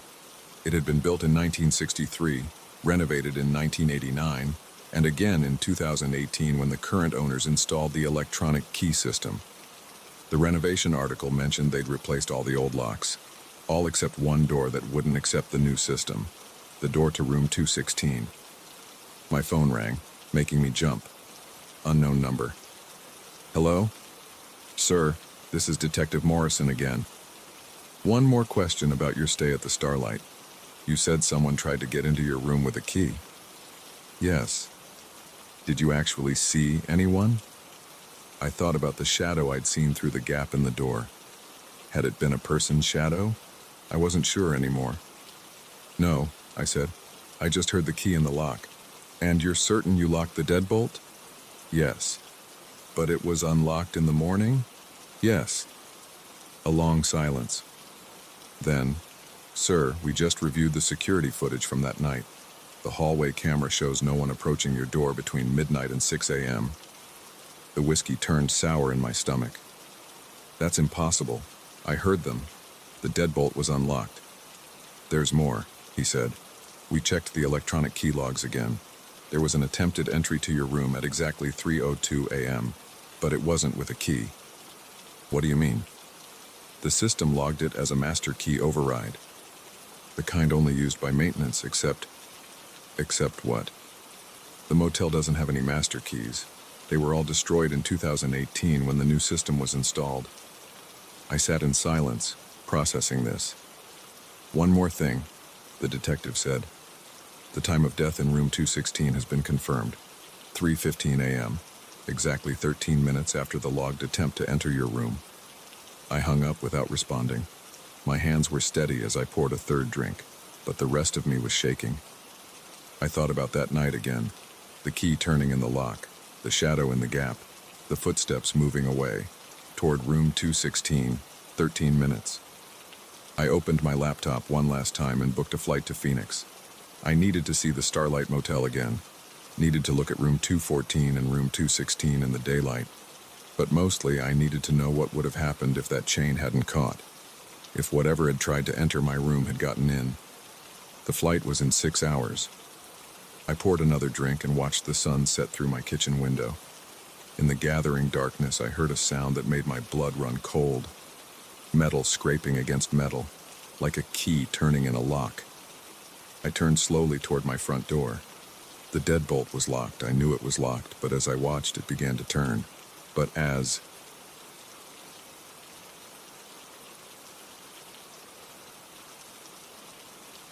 The first time I noticed it was on a Tuesday at 2:17 p.m. I remember the exact time because I checked my phone right after. I was running late to a budget meeting on the 8th floor, and I took that old maintenance stairwell to avoid the crowded elevators. No one ever used those stairs. That's probably why they hadn't bothered fixing the flickering fluorescent light on the 4th floor landing. I rushed down the metal steps, my dress shoes making hollow clanging sounds.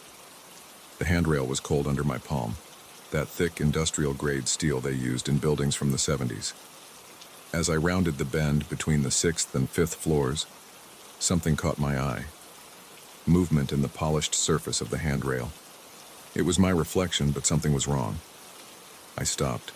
The reflection stopped too, but a split second later, like watching a video feed with slight lag. I moved my hand up. The reflection followed, delayed by maybe a quarter of a second. My heart started beating faster, and I felt sweat forming on my forehead. I wiped it away with my sleeve. The reflection did the same, but again, just slightly behind.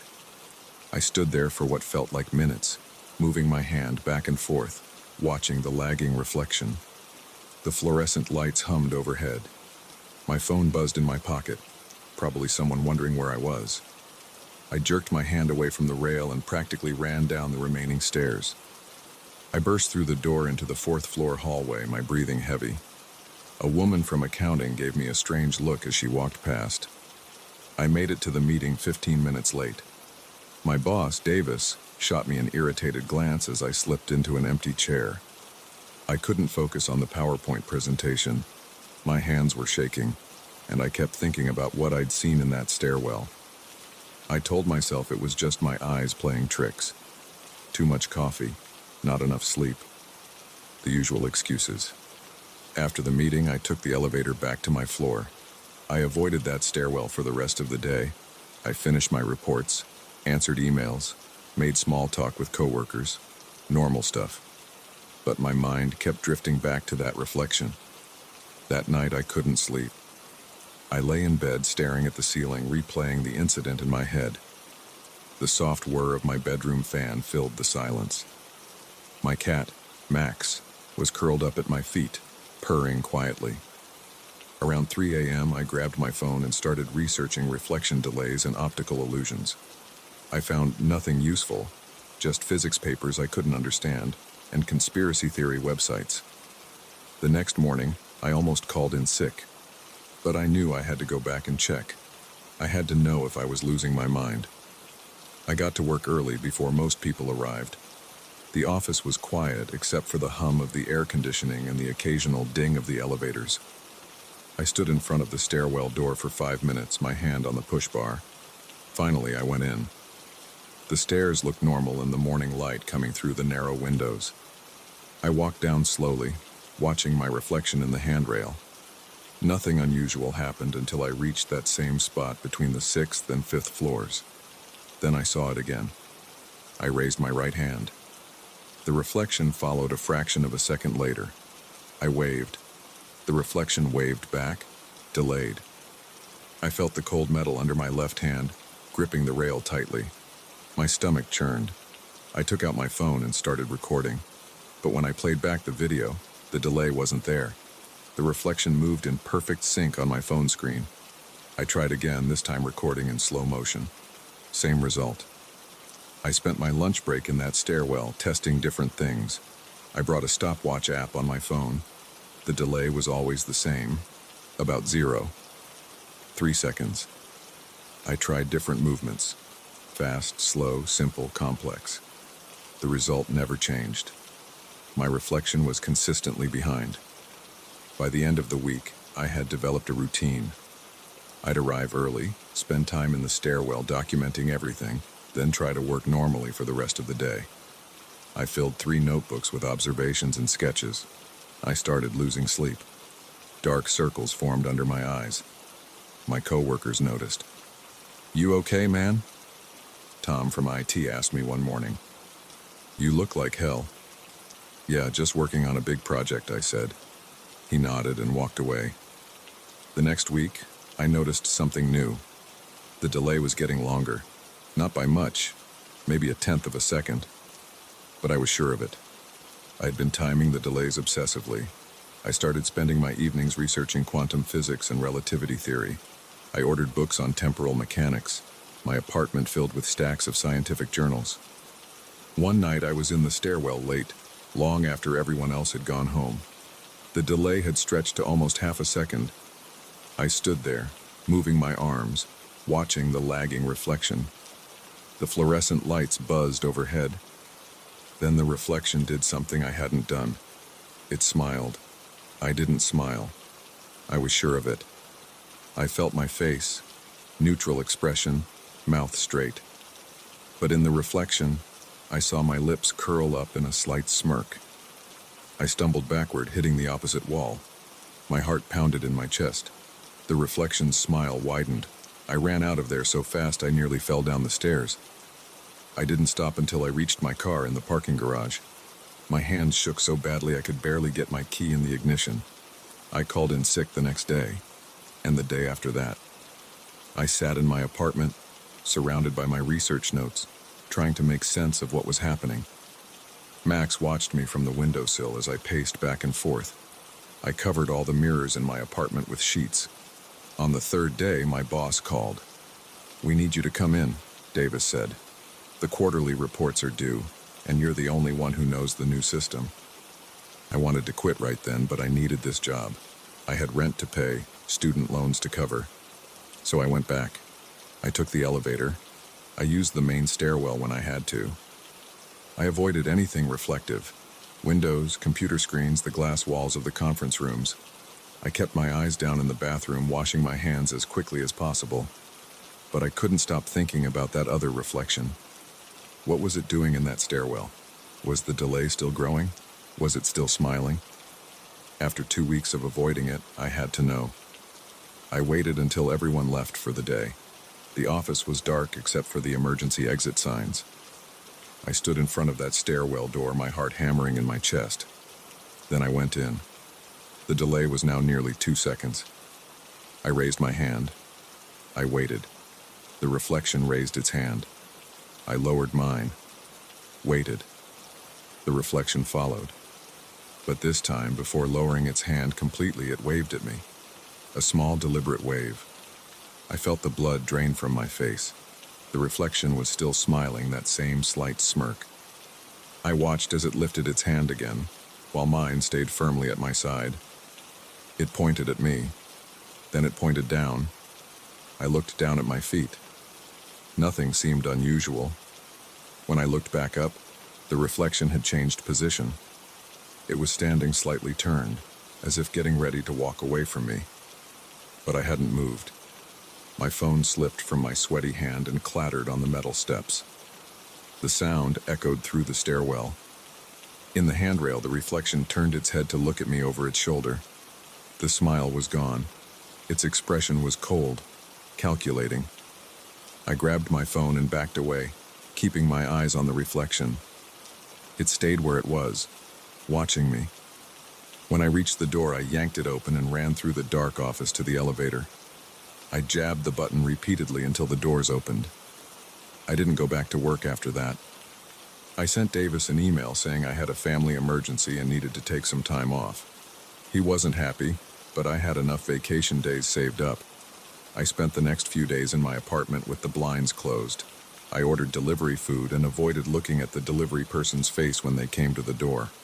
I kept thinking about that expression on the reflection's face, that cold, predatory look. Max started acting strange. He would sit and stare at the covered mirrors for hours, his tail twitching. Sometimes he would hiss at them for no reason. I started sleeping with my bedroom door locked. After a week, Davis called again. "Either you come back to work tomorrow, or we'll have to let you go," he said. "I'm sorry, but we can't keep covering for you." I sat on my couch for a long time after that call, staring at the sheet-covered mirror on my wall. I needed that job. But the thought of going back to that stairwell made me feel sick. In the end, I decided to go back one last time. I had to understand what was happening. I had to confront it. I arrived at the office at midnight. The security guard gave me a strange look, but let me in when I showed my ID. The building was completely empty. My footsteps echoed in the dark hallways. I took the elevator to the 8th floor. My plan was to start at the top and work my way down, checking the reflection at each level. I had my phone ready to record everything.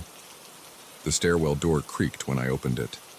The emergency lights cast a dim red glow over everything. I walked to the railing and looked at my reflection. The delay was now nearly 5 seconds. I watched as my movements played out long after I made them. Then the reflection stopped following me completely. It stood there staring at me while I remained frozen in place. Slowly, deliberately, it reached out and placed its hand against its side of the rail. I felt compelled to do the same. The metal was ice cold under my palm. The reflection's smile returned, wider than before. Then it spoke. I couldn't hear anything, but I saw its lips move. It was saying something over and over. I leaned closer, trying to read its lips. "Switch." I tried to pull my hand away from the rail, but I couldn't move. My whole arm felt numb. The coldness from the metal was spreading up through my shoulder, across my chest. The reflection kept smiling, kept mouthing that word. "Switch, switch, switch." The numbness reached my legs. I tried to scream, but no sound came out. The reflection was becoming more solid, more real, while I felt myself becoming less so.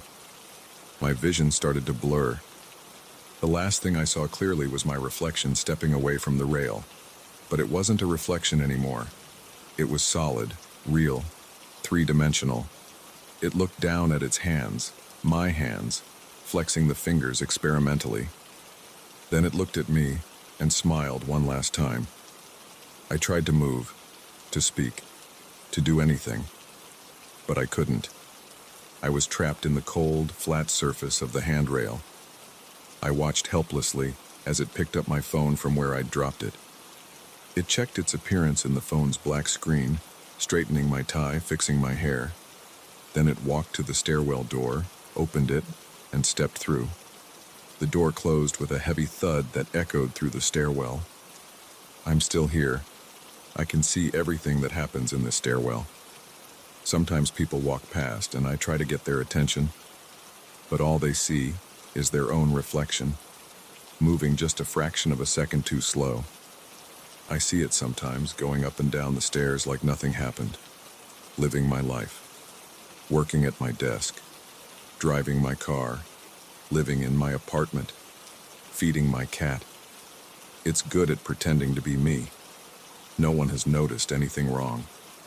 But sometimes, when it passes through this stairwell, it looks at me and smiles that cold smile. And I wonder how many other reflections in this building aren't reflections at all. How many other people are trapped in mirrors and windows and polished metal surfaces, watching their lives being lived by something else. If you're reading this, do me a favor. Next time you see your reflection, watch it carefully. Watch how it moves. And if you notice even the slightest delay, run. Run as fast as you can, because once you notice it, it notices you too. And it's always looking for a chance to switch.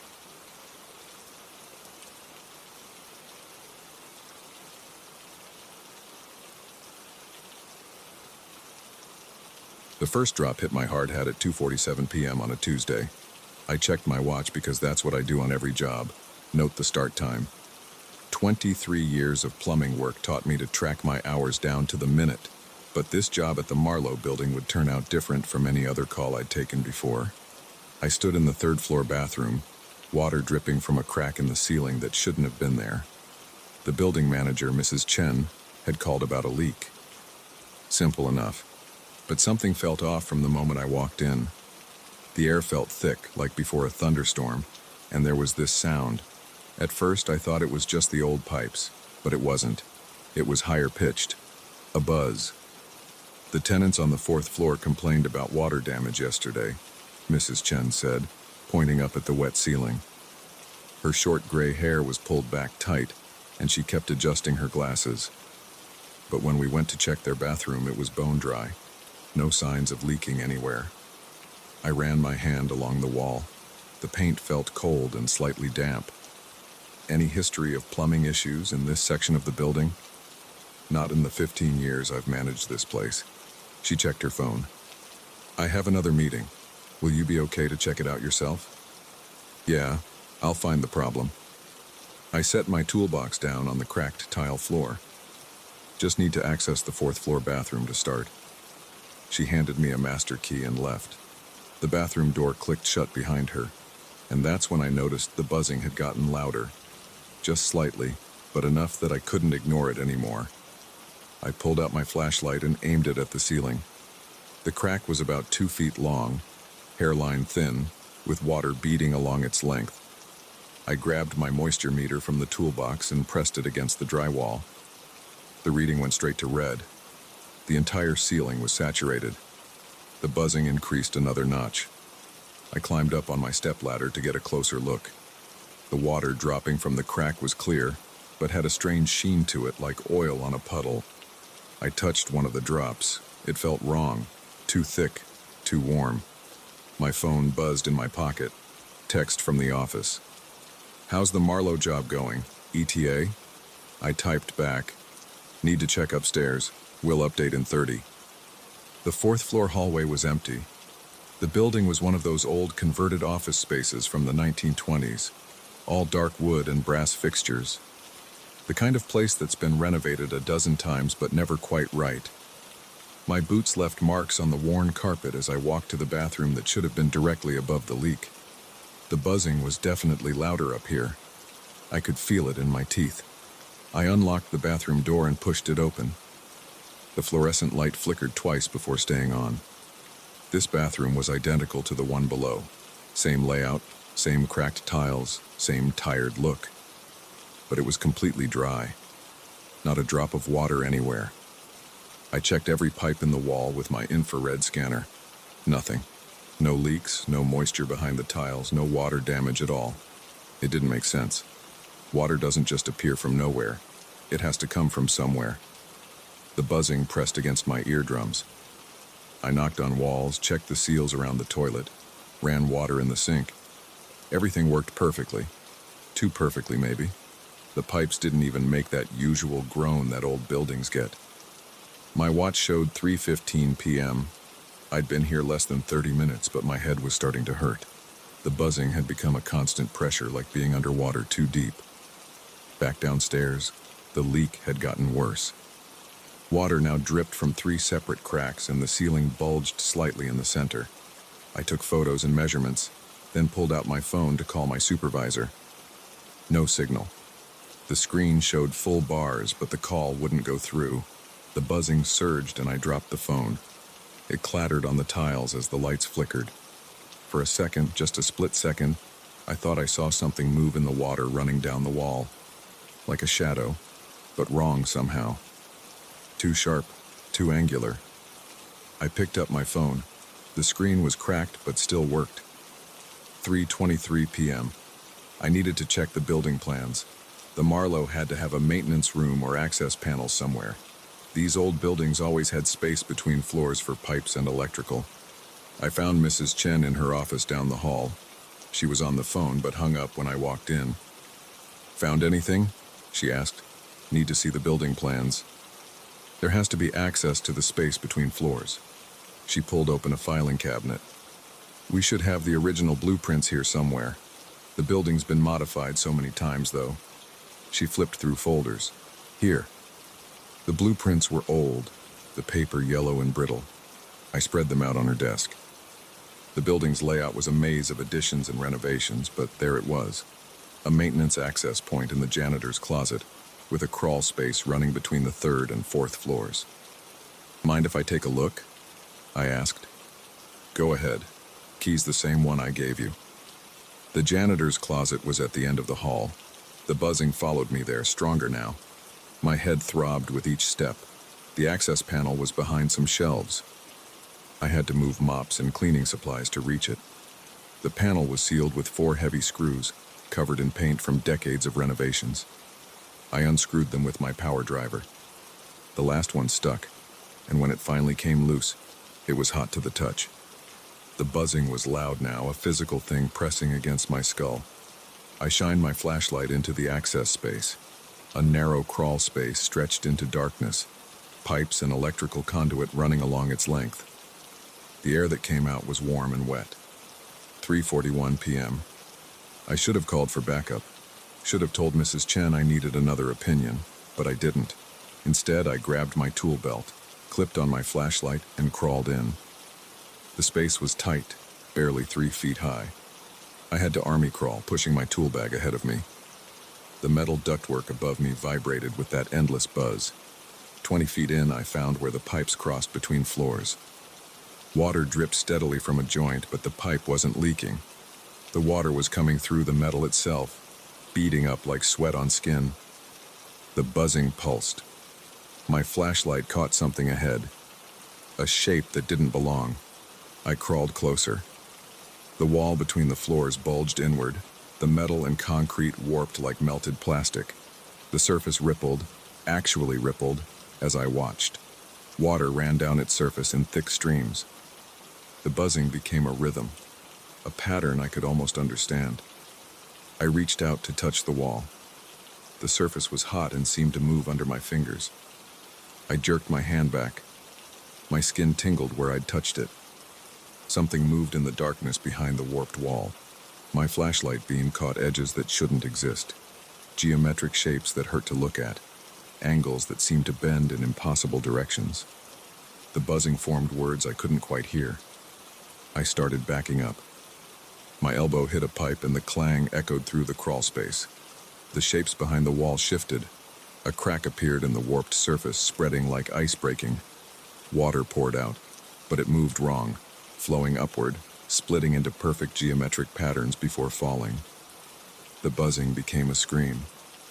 I don't remember how I got out of that crawl space. I remember my flashlight dying. Remember the sound of metal tearing.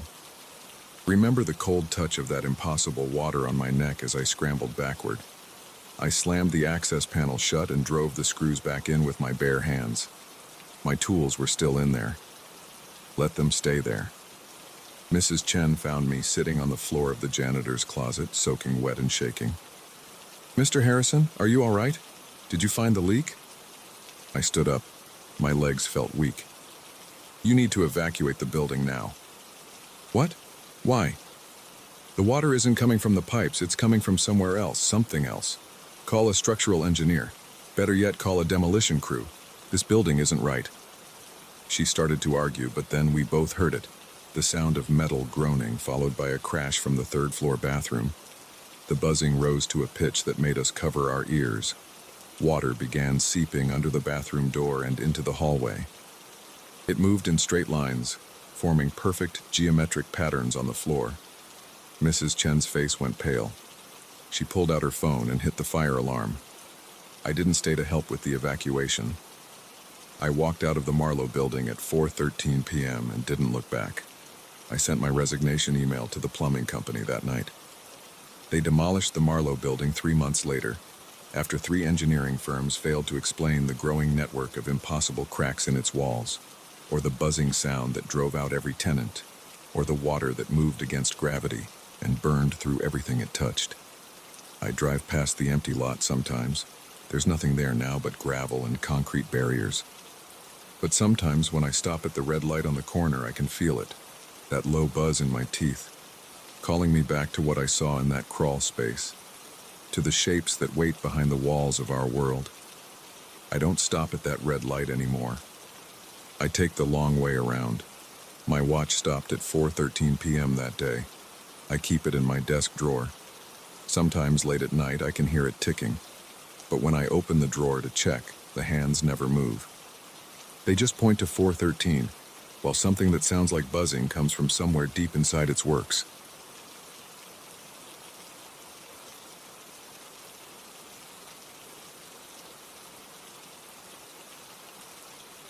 The wooden steps creaked under my feet as I climbed to my grandparents' attic.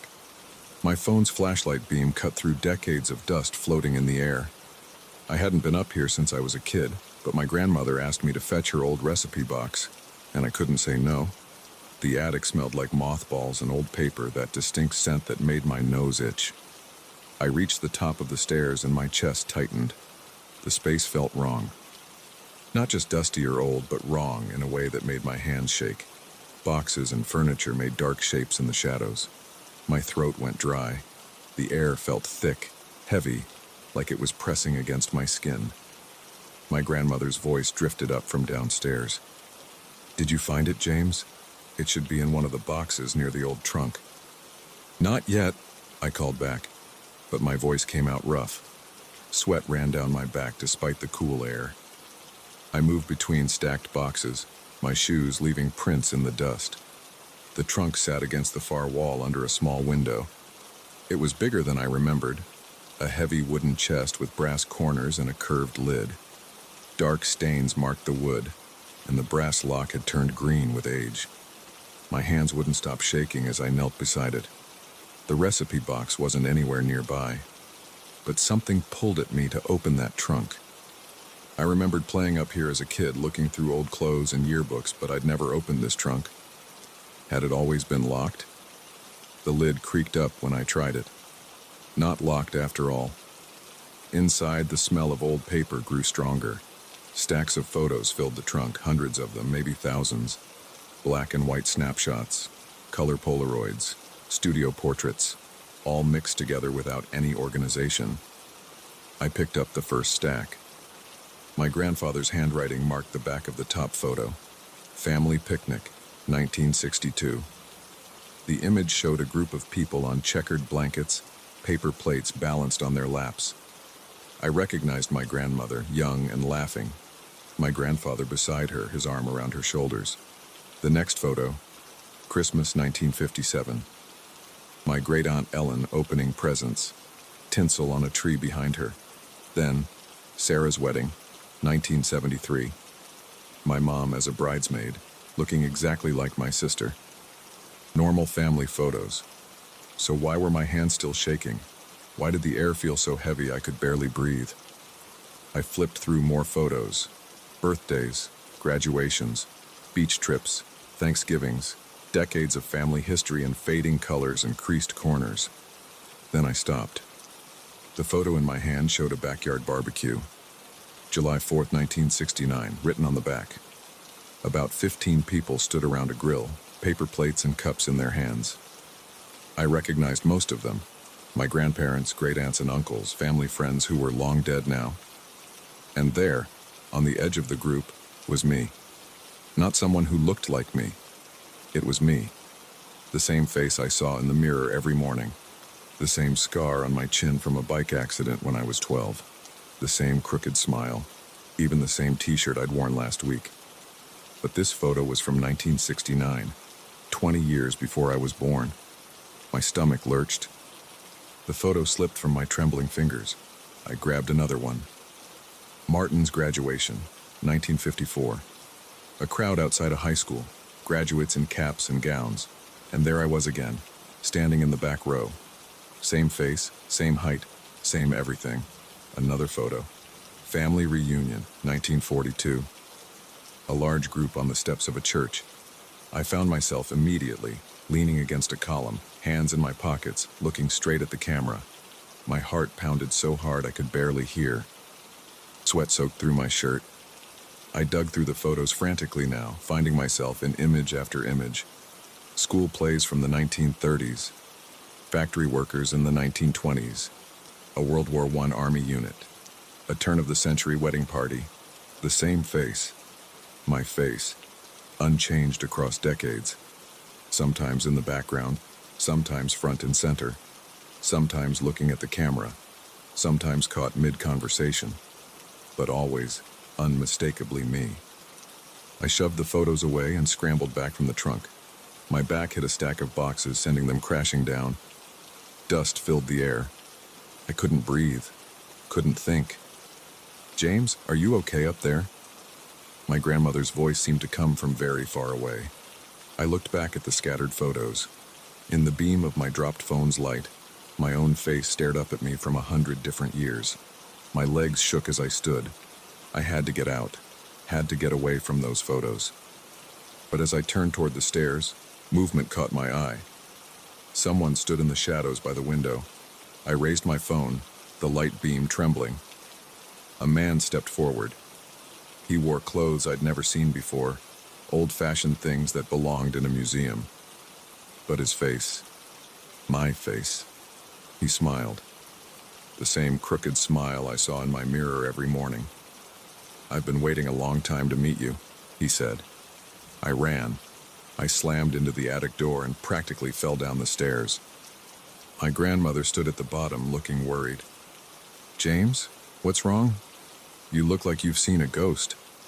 I pushed past her and out of the house. I didn't stop running until I reached my car. My hands shook so badly I could barely get the key in the ignition. As I pulled away, I looked up at the attic window. A face watched me go. My face. I drove straight home and locked every door and window, but I couldn't escape the questions that filled my mind. Who was that man? How could he have my face? How could I be in those photos decades before I was born? I didn't sleep that night or the next. Every time I closed my eyes, I saw those photos, saw my own face looking back at me across a century of family history. After 3 days, my grandmother called. "James, are you all right? You left in such a hurry the other day." "I'm fine," I lied. My voice sounded rough from lack of sleep. "Just wasn't feeling well." "Well, I hope you're better now. But listen, the strangest thing happened after you left. I went up to the attic to look for that recipe box myself, and I found all these old photos scattered around. I've been going through them, but I can't find something that I know should be there. My mouth went dry. What's missing? There was this whole set of photos of your great-uncle James, the one you were named after. He disappeared in 1927, you know. No one ever knew what happened to him. But we had so many photos of him, and now I can't find a single one. It's the strangest thing. They showed him all through the years at different family events. He looked so much like you, dear. Everyone always said you were his spitting image. The phone slipped from my numb fingers. I could hear my grandmother calling my name, but her voice seemed to come from very far away, or perhaps from very long ago. I went to my bedroom mirror. The face that looked back at me was the same one I'd seen in those photos, the same one that had smiled at me in the attic. Uncle James's face, my face. But was it really my face? Or had it been his all along? The next day, I went back to my grandparents' house. I had to know, had to understand. The attic door stood open when I arrived. Dust motes danced in the afternoon light streaming through the window. The trunk sat where I'd left it, lid still raised. I approached it slowly, my feet leaving fresh prints in the dust beside the old ones. The photos were stacked neatly now, my grandmother's doing probably. My hands trembled as I reached for them. But before I could touch them, I heard footsteps on the stairs behind me. Heavy steps, familiar steps. I turned. He stood there, Uncle James, wearing clothes from another century, wearing my face. Or maybe I was wearing his. I've been waiting 97 years to pass it on, he said. I tried to run, but my legs wouldn't move. The air grew thick, heavy. Darkness crept in at the edges of my vision.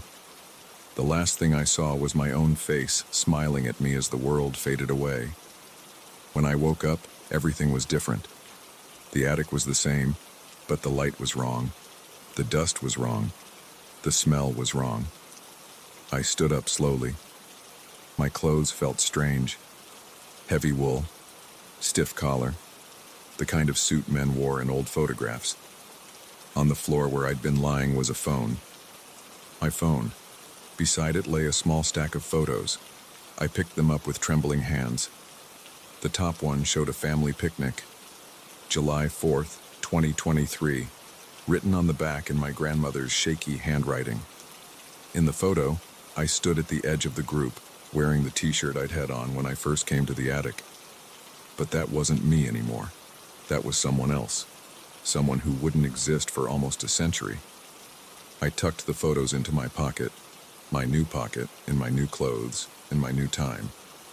Then I walked down the attic stairs, each step creaking in a familiar way that was somehow completely different. A woman I didn't recognize looked up from the kitchen table. There you are, James. I was just about to call you down for dinner. I smiled at her.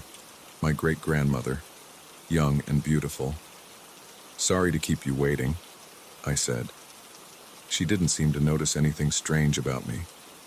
About my clothes. About the year.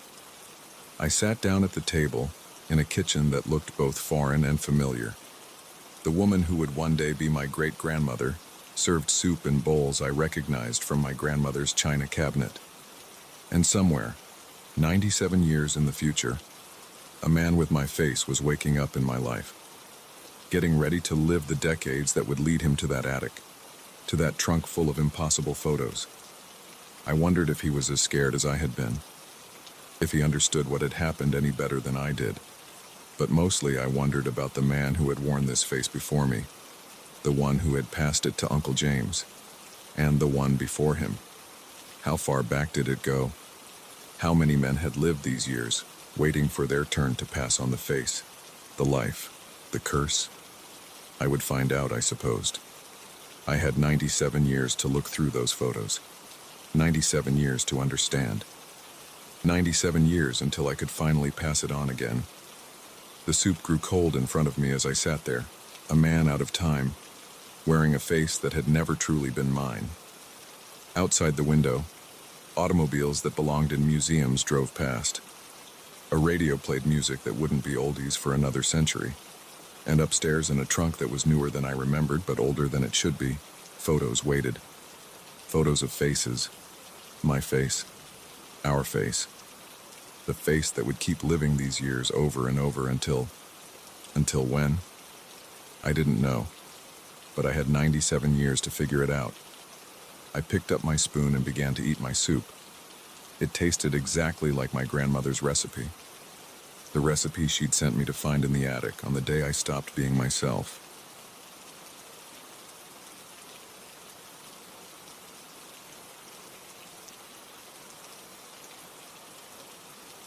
I wasn't drunk. That's the first thing everyone asks when I tell this story. I had one beer at dinner 4 hours earlier. I know what I saw that night in the parking garage. The security cameras didn't catch it, but something was there. I've replayed it in my head 1,000 times since then, and I still can't explain it. It was 11:42 p.m. when I left the office. I remember checking my phone as I locked up, cursing myself for staying so late again. The parking garage under our building is huge, 5 levels underground with space for hundreds of cars. At that hour, it was nearly empty. My footsteps echoed off the concrete walls as I walked to level B3, where I always park. The fluorescent lights buzzed overhead, creating alternating patches of harsh light and shadow between the support columns. My car, a gray Honda Civic, was parked in spot B3 127, near the back corner. I'd picked that spot that morning because it was close to the elevator. Funny how small decisions like that can end up mattering so much. I was about 20 feet from my car when the first cold draft hit my neck. The garage ventilation system kicks on and off automatically, so I didn't think much of it. I just pulled my jacket tighter and kept walking, my dress shoes clicking against the concrete. The draft got stronger as I approached my car. That's when I noticed the temperature had dropped significantly. I could see my breath forming little clouds in front of my face. In September, in Texas, that's not normal. My hand tightened around my keys. I hit the unlock button when I was about 10 feet away. The car's lights flashed and the beep echoed through the garage. That's when I saw it, a shadow moving behind my car. Not cast on the wall, but like a dark shape sliding across the ground. It was about the size of a person, but it moved wrong. Too fluid, too fast. My body froze. The keys dug into my palm as I squeezed them harder. The shadow disappeared behind my car's trunk, then reappeared on the other side, stretching longer as it moved. There was no light source that could have created it. No one else was around to cast it. Hello? My voice came out stronger than I expected. It bounced off the walls, coming back to me in echoes. Is someone there? No response. Just the constant hum of the fluorescent lights and the faint rumble of the ventilation system. I took out my phone and turned on the flashlight. The beam cut through the darkness, creating new shadows behind every column. I swept it across the area behind my car. Nothing. Just empty parking spots and concrete walls. My hands were shaking now, making the flashlight beam dance erratically. I forced myself to breathe slowly, trying to calm down. There had to be a logical explanation. Maybe headlights from a car on another level or shadows from the ventilation fans. Something normal. I walked around my car, keeping the flashlight trained on the ground. The concrete was dry and empty. No oil stains, no trash. Nothing that could explain what I'd seen. The cold spot was still there, following me as I moved. The smart thing would have been to go back upstairs, call security, wait for someone to escort me to my car. But I was already here and my car was right in front of me. It seemed ridiculous to run away from a shadow. I reached for the driver's door handle. The metal was ice cold against my fingers. As I pulled the door open, I saw the shadow again, this time in my peripheral vision. It moved faster now, sliding across the floor like black water, coming toward my feet. I jumped into the car and slammed the door shut. My hands were shaking so badly I dropped the keys. They clattered onto the floor mat, and I had to feel around for them in the dark. The whole time I kept my eyes on the windows, watching for any movement outside. The shadow appeared again, this time sliding up the driver's side window like a dark curtain. I couldn't see through it. The cold intensified inside the car and my breath came out in white puffs. The windows started to fog up. I found my keys and jammed them into the ignition. The engine roared to life and the headlights came on automatically. The shadow vanished instantly, like someone had flipped a switch. The temperature in the car began to rise as the heater kicked in. I sat there for a minute, gripping the steering wheel, trying to process what had just happened. The garage looked normal now, just concrete and fluorescent lights and empty parking spots. My heart was pounding so hard I could feel it in my throat. I put the car in reverse and backed out quickly, checking all my mirrors. Nothing unusual. I drove to the exit ramp faster than I should have, taking the turns too wide. The garage attendant barely looked up from his phone as I swiped my card and left. That night I couldn't sleep. I kept seeing that shadow moving in my mind, replaying every detail. I convinced myself I must have imagined it. Stress, exhaustion, and an overactive imagination. That had to be the explanation. The next morning I went to the building's security office. The night guard, Ron, was just finishing his shift. I knew him from all the late nights I worked. He was a retired cop who always had stories about his days on the force. "Hey, Ron, can you check the security footage from B3 last night around 11:45? He didn't ask why. That's one thing I always liked about Ron. He didn't waste time with unnecessary questions. He just pulled up the footage on his monitor and started scrolling through it. The camera had a clear view of my parking spot. I watched myself walk into frame, stop, and look around. The timestamp showed 11:43 p.m. The image was grainy and black and white, but I could see myself taking out my phone and using the flashlight. I looked scared, which was embarrassing to watch, but there was no shadow, no strange movements, no dark shapes sliding across the floor. Just me, acting jumpy for no apparent reason. "See anything unusual?" Ron asked. I shook my head. "Guess not. Thanks for checking." He gave me a knowing look. "Garages can play tricks on your mind at night. All those shadows, echoes. Your brain tries to make patterns out of nothing." I nodded and left, but I knew what I'd seen. The cameras might not have caught it, but something was there. The cold, the movement, the way it climbed up my window. Those weren't tricks of the mind. For the next week, I left work before dark. I took a different parking spot closer to the entrance, but I couldn't stop thinking about what happened. I started researching similar experiences online. Most were obviously fake, written for attention, but a few seemed genuine and they described similar things: moving shadows, cold spots, the feeling of being watched. 2 weeks after the incident, I had to stay late again. A client deadline couldn't be avoided. By the time I finished, it was almost midnight. I stood in my office staring at my car keys, trying to decide what to do. Part of me wanted to call an Uber, but that felt like giving in to fear. I was a grown man, afraid of a parking garage because of something that probably hadn't even happened. The security cameras proved nothing was there.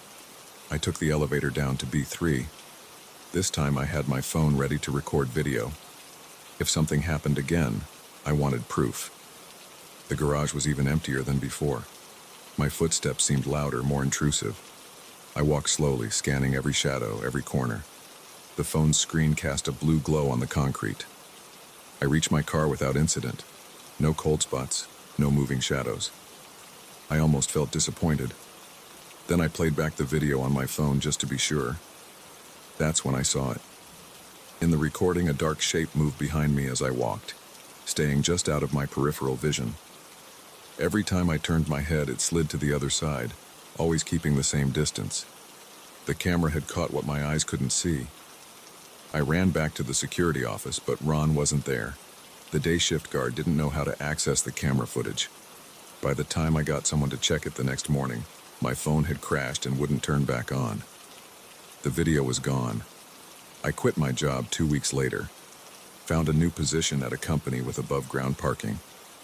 I tell myself it was for the better commute, the higher salary, but I know the real reason. Sometimes, late at night, I still check my rearview mirror more often than necessary. I watch for movements in the shadows, feel for sudden cold spots. The rational part of my brain says nothing happened that night. The cameras proved it. But I know what I saw. And I know that somewhere in that underground garage something is still moving in the darkness, waiting for someone else to stay too late at work. I've never parked in an underground garage since then. I don't care if I have to walk further or pay more. Some places you just shouldn't go alone at night. Some things the cameras don't catch. That's my story. Believe it or don't, I'm past trying to convince people. But next time you're alone in a parking garage late at night, pay attention to the shadows. And if you feel a cold draft on your neck, don't look behind you. Just walk faster, get in your car, and drive away. Because sometimes, the rational explanation isn't the right one. Sometimes the cameras miss things our eyes can see. And sometimes the shadows move on their own.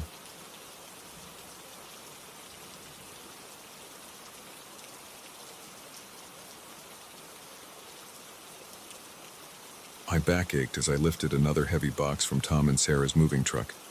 The summer heat made sweat drip down my face. Just 2 more hours of this and I could go home, take a shower, and crash on my couch. That was the plan anyway. "Hey Mike, can you help with this dresser?" Tom called from inside the truck. I set down the box and climbed back in. The dresser was one of those solid wood monsters from the 1950s that weighed about as much as a small car. We shuffled sideways through their new house's narrow hallway, my fingers going numb from gripping the edges. The floorboards creaked under our feet. Tom and Sarah had bought this old Victorian place for a steal, probably because it needed so much work. Paint peeled from the walls and half the fixtures were original to the house. "In here," Sarah directed, pointing to their bedroom. She held the door open as we maneuvered inside. That's when I saw it. A massive mirror dominated the far wall, reaching from floor to ceiling. The frame was dark carved wood, covered in swirling patterns that drew your eye in weird ways. It didn't match anything else in the room. "Where'd you get that?" I asked after we set down the dresser. "Came with the house," Tom said, stretching his back. "Previous owner left it. Too big to move, I guess. Sarah wants to take it down, but I kind of like it." I walked closer to get a better look. The mirror's surface had that slightly warped quality of old glass, making my reflection waver slightly. But something wasn't right. I blinked hard and looked again. The mirror showed the empty bedroom. Just bare walls, dusty hardwood floors, and sunlight streaming through the windows. But Tom and Sarah were standing right behind me. I could see them in my peripheral vision, sorting through boxes. They weren't in the reflection at all. Guys?" My voice came out higher than I meant it to. "Come look at this." They walked over. 3 of us stood in front of the mirror, but only my wavering reflection looked back. "What the hell?" Tom whispered. Sarah reached out to touch the glass. Her hand made contact with a soft click. In the reflection, nothing moved. "This is impossible," she said. Her face had gone pale. I reached toward the mirror, too. The surface felt ice cold under my fingertips. A sharp tingling sensation shot up my arm and I jerked back. "Did you feel that?" I asked. They both nodded. We stood there staring at the mirror, none of us speaking. The room felt colder suddenly. "Maybe it's just a weird trick of the light," Tom suggested, but his voice shook slightly. "Or something wrong with the glass." "Yeah, maybe." I couldn't take my eyes off my lone reflection. It didn't look quite right anymore, slightly off in ways I couldn't pinpoint. The angles of my face seemed wrong. The movements weren't quite in sync. "We should finish bringing in the boxes," Sarah said finally. She turned away from the mirror quickly, like she couldn't stand to look at it anymore. We went back to moving furniture. But the mood had changed. The mirror loomed behind us as we worked. I kept glancing at it, trying to catch it showing something different. But every time it just showed the empty room. Around sunset, we finished bringing everything inside. Tom ordered pizza and we sat on boxes in the kitchen, eating and trying to pretend everything was normal. But we all kept looking toward the bedroom. "I can stay and help you take it down," I offered. "We could do it tonight." Sarah nodded immediately. "Please, I don't want to sleep with that thing in there." Tom looked relieved too. I'll get some tools. We approached the mirror cautiously, armed with screwdrivers and a pry bar. The carved wooden frame seemed to be attached to the wall with heavy iron brackets. I reached up to start removing the first bracket. The second my screwdriver touched the metal, every light in the house went out. Sarah screamed. Complete darkness pressed in around us. Even the streetlights outside had gone dark. "Everyone okay?" Tom called out. "I've got my phone." A weak light illuminated our faces as he turned on his phone's flashlight. The beam caught the mirror's surface and reflected back wrong, too bright, too sharp. I squinted against the glare. That's when I saw it. In the mirror, a figure stood behind my reflection. Tall and thin, with limbs too long for its body. Its face was blank, smooth skin where features should be. I spun around. Nothing was there. But when I looked back at the mirror, the figure remained. It raised one elongated hand and pressed it against the glass. The mirror's surface rippled like water. A high-pitched whine filled the air, making my teeth ache. The figure's hand pushed through, fingers emerging into our reality. "Run!" I grabbed Sarah's arm and yanked her toward the door. Tom was right behind us. We sprinted down the stairs and out of the house. The street was completely dark. No lights in any windows, no cars, no moon. Just absolute blackness beyond the weak beam of Tom's phone. What the fuck was that? Sarah's whole body shook as she clung to Tom. "We need to get out of here," I said. "Get in the car, we'll go to my place." We piled into Tom's sedan. The engine sputtered but wouldn't turn over.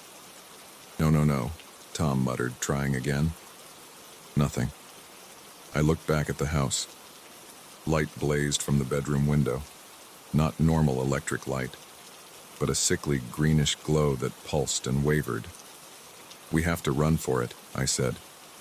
"There's a gas station about half a mile down Mason Street. We can call for help from there." We got out of the car. The silence pressed in around us.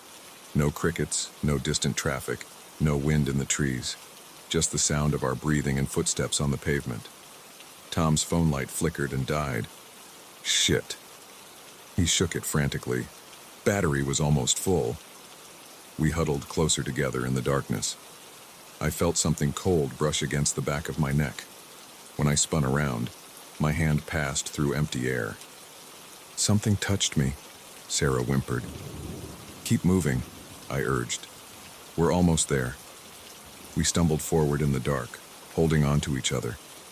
Every few steps I felt that cold touch again, on my arm, my back, my face, like icy fingers trailing across my skin. The gas station's lights appeared ahead, a beacon in the darkness. We broke into a run. 20 feet from the store, Sarah screamed. I turned to see her being yanked backward by something I couldn't quite focus on, like a heat shimmer in the air, but darker and wrong. Tom and I grabbed her arms and pulled.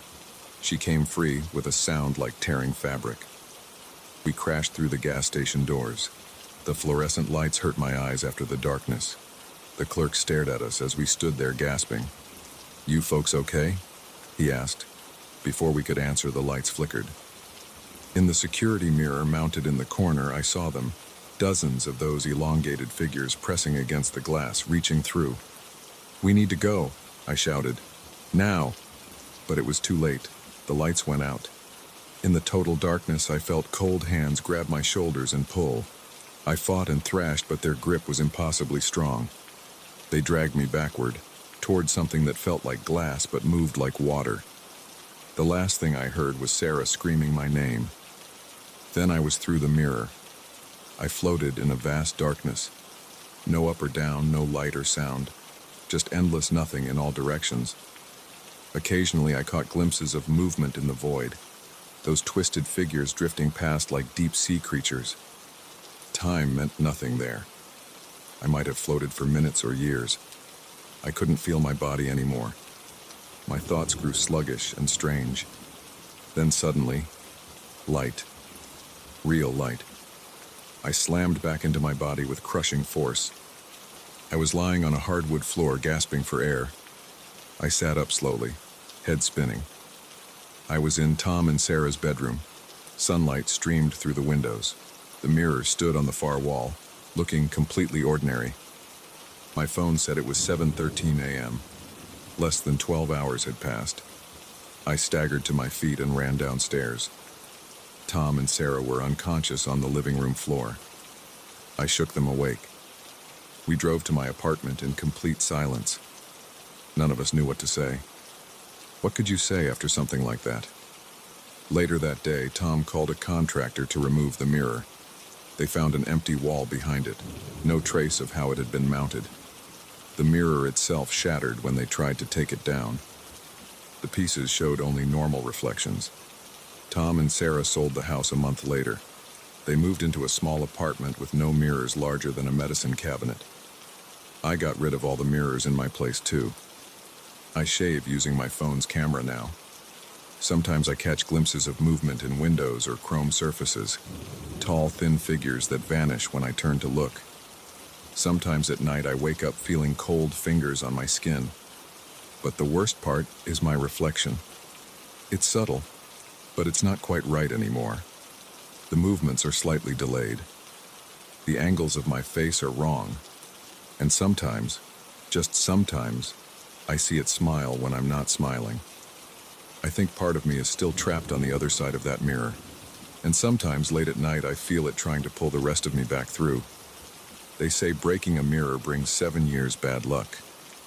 I wonder what coming back through one does. I guess I'll find out. After all, those things let me come back for a reason. I just wish I knew what it was.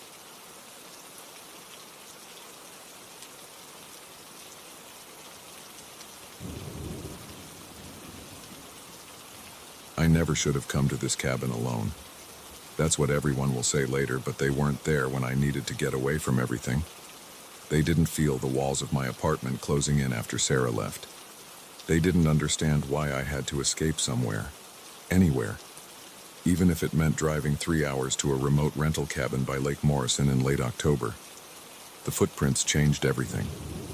I found them this morning, leading from the murky water straight to my bedroom window. Perfect impressions in the mud, each one filled with dark water. Each one pointed directly at where I'd been sleeping. But let me back up. I need to tell this right. I arrived yesterday afternoon around 4 p.m. The rental company had emailed me the door code and basic instructions. The cabin was exactly what the website showed. A small one-bedroom structure with wood siding painted a faded blue, sitting about 50 feet from the lake's edge. A narrow gravel path led from the small parking area to the front door. Dead leaves covered everything.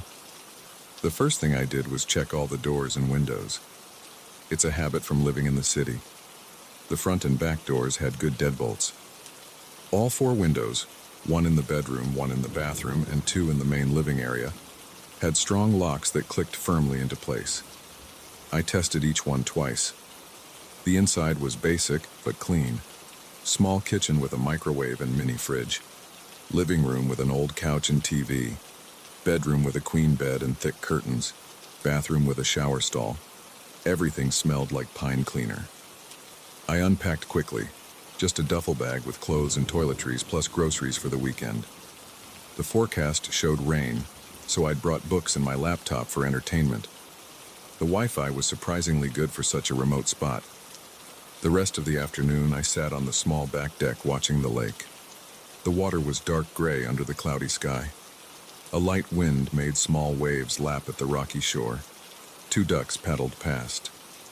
No other cabins were visible through the trees on either side. The isolation felt good at first. It started raining around sunset. I went inside, made a sandwich, and tried to read. The rain got heavier. Fat drops hammered the roof. Wind rattled the windows. Normal storm sounds, but they felt louder with no other noise to cover them. I checked all the locks again before bed. Everything secure. I took a hot shower, changed into sweats and a t-shirt, and got under the covers around 11 p.m. The bedroom window faced the lake. Even with the curtains closed, I could hear the water hitting the shore. Sleep came quickly. I was exhausted from the drive and from weeks of restless nights in my empty apartment. The bed was comfortable. The rain became white noise. Something woke me at 3:17 a.m. I remember checking my phone's glowing display. At first I thought it was just the storm.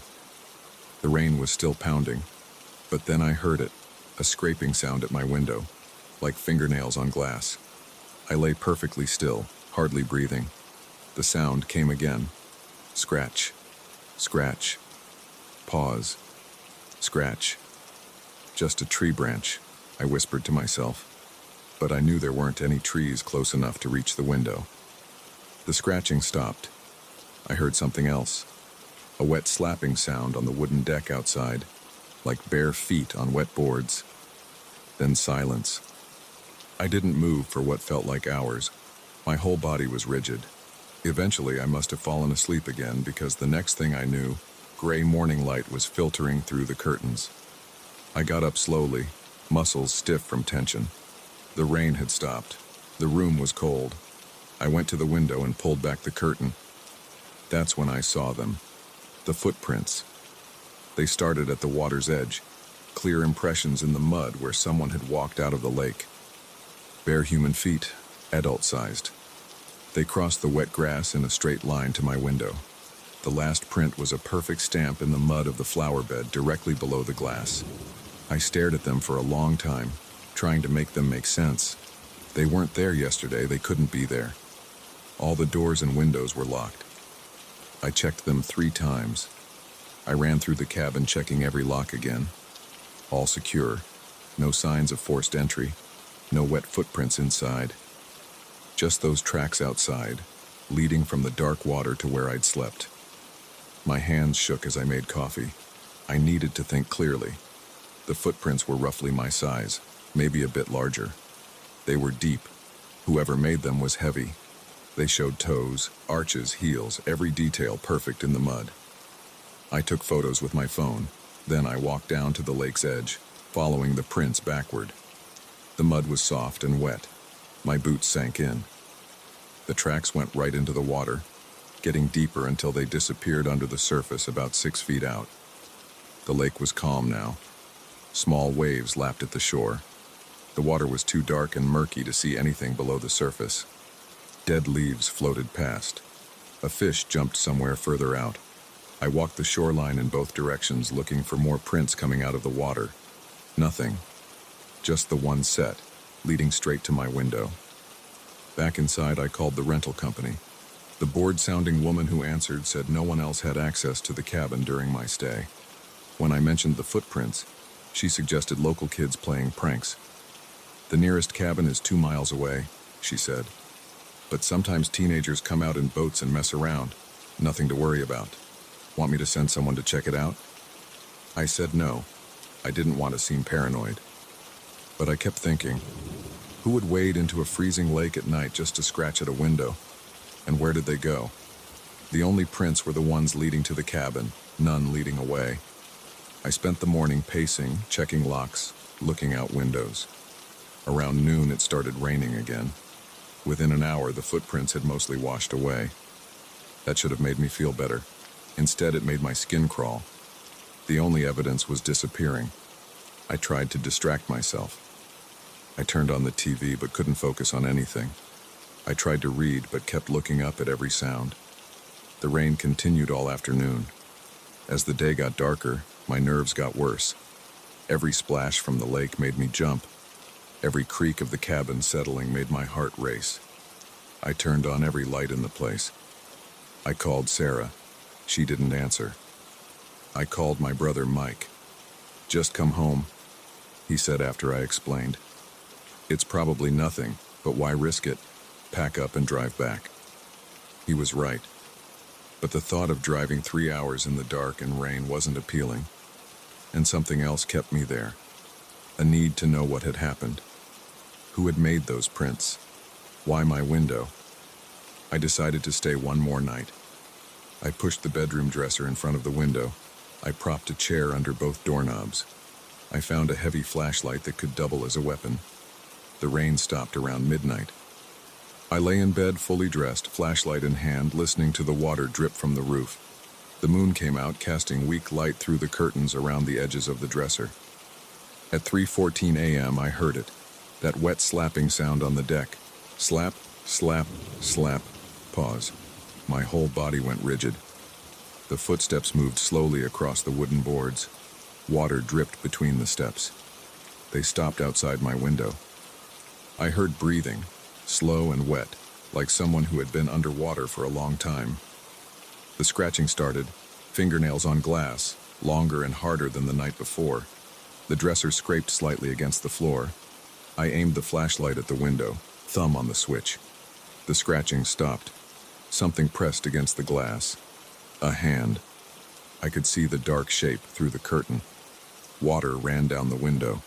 The glass cracked. I hit the flashlight switch. Light flooded the room. Through the gap between the curtain and wall, I saw pale fingers pressing against the window. The nails were long and dark. Another crack spread across the glass. I scrambled out of bed, grabbed my phone and car keys, and ran. Through the living room, fumbling with the front door lock. Behind me, glass shattered. I made it to my car, hands shaking so bad I could barely hit the unlock button. As I slammed the door, I looked back at the cabin. A figure stood in the broken window, tall and thin, pale skin that looked wrong in the moonlight. Long dark hair plastered to its face and neck. Water poured off it, running down the wall. It moved, fast, faster than anything should move. 1 second in the window, the next crossing the yard toward my car. I started the engine and floored it. Gravel sprayed as I reversed onto the access road. In my headlights, I saw it clearly for a split second. A woman's face, but wrong. Too wide. Too pale. Eyes too dark.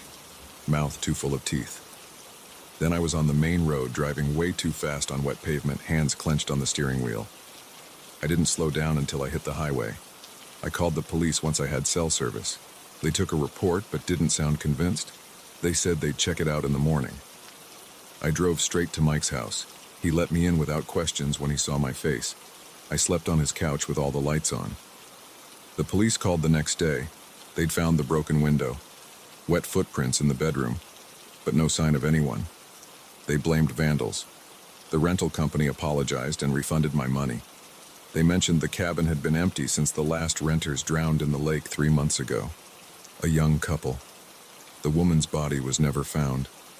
I dream about it sometimes. That pale face in my headlights. Those dark eyes. That wrong smile.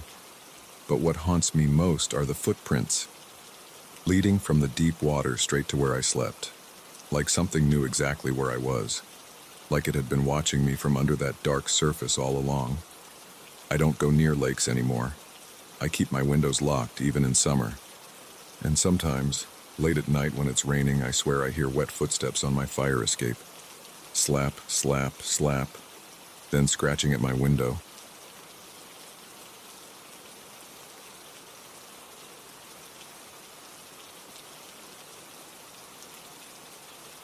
The first knock came at 3:17 a.m. on a Tuesday. 3 sharp raps against my bedroom floor directly beneath my bed. I rolled over, pulled the pillow over my head, and tried to go back to sleep. The second set of knocks came 5 minutes later, then again, and again. That was 6 weeks ago.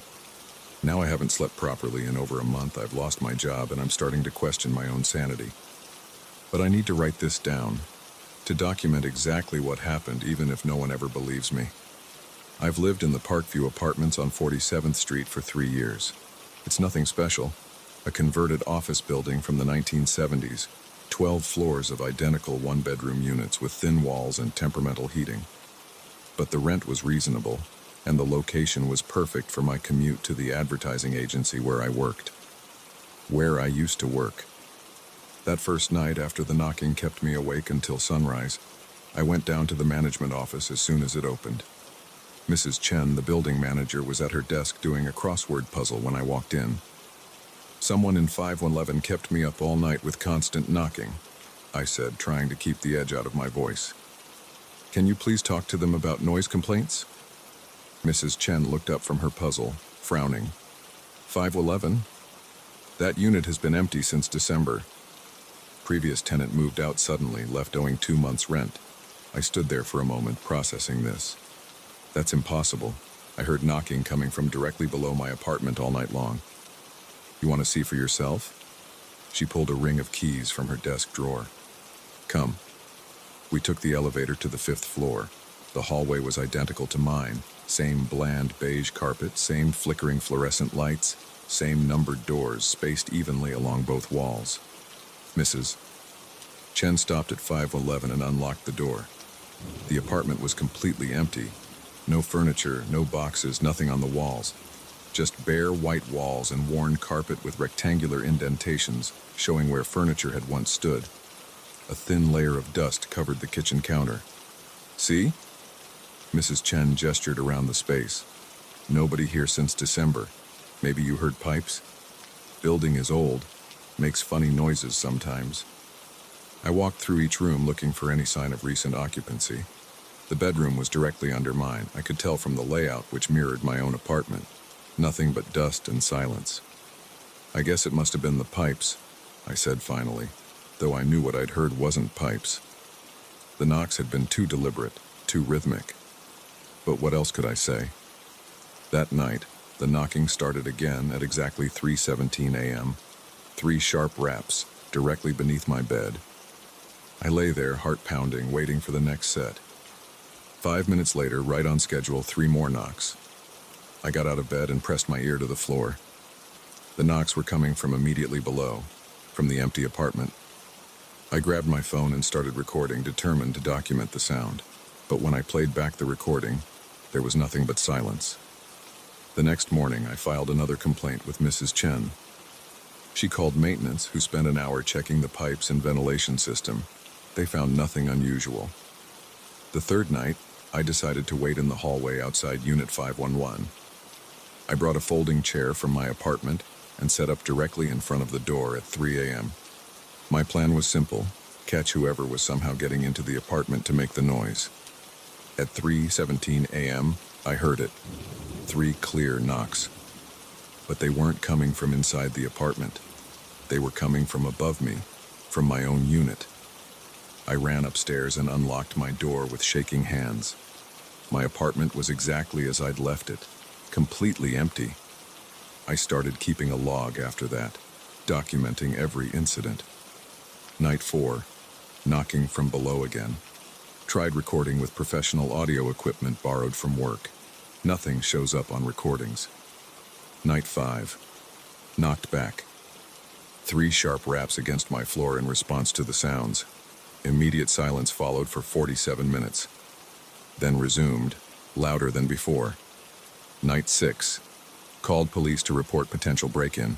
Officers searched Unit 511, found no signs of entry, no disturbance to dust patterns on floor. Suggested I see a doctor about stress and possible auditory hallucinations. The lack of sleep started affecting my work. I began missing deadlines, zoning out during client meetings. My boss called me into his office after I fell asleep during an important presentation. "Take some time off," he said. "Get some rest. Come back when you're feeling more yourself." But I couldn't rest. The knocking continued every night, always starting at exactly 3:17 a.m. I tried sleeping pills, white noise machines, earplugs. Nothing helped. I could feel the vibrations through my mattress, through my bones. After 2 weeks, I stopped going to work entirely. Stopped answering calls from my boss, my friends, my family. I became obsessed with solving the mystery. I set up cameras in my apartment and in the hallway outside 511. I installed motion sensors and infrared detectors. I covered the floor of my bedroom with a layer of fine flour, hoping to document footprints or disturbances. Nothing. The knocking continued, but none of my equipment detected anything unusual. The flour remained undisturbed. The cameras showed empty rooms and silent hallways. I started spending my days researching the building's history, looking for any deaths or accidents that might explain the phenomenon. The structure had originally been offices for an insurance company before being converted to apartments in the early 1980s. No records of deaths during construction, no mysterious disappearances, nothing that would explain what was happening. 4 weeks in, I noticed the pattern changing. The knocking still started at 3:17 a.m., but now it would sometimes continue until noon the next day. The intervals between knocks grew shorter. The sound itself became harder, more insistent. I stopped sleeping in my bedroom, trying to camp out in the living room instead. But I could still hear it, still feel it.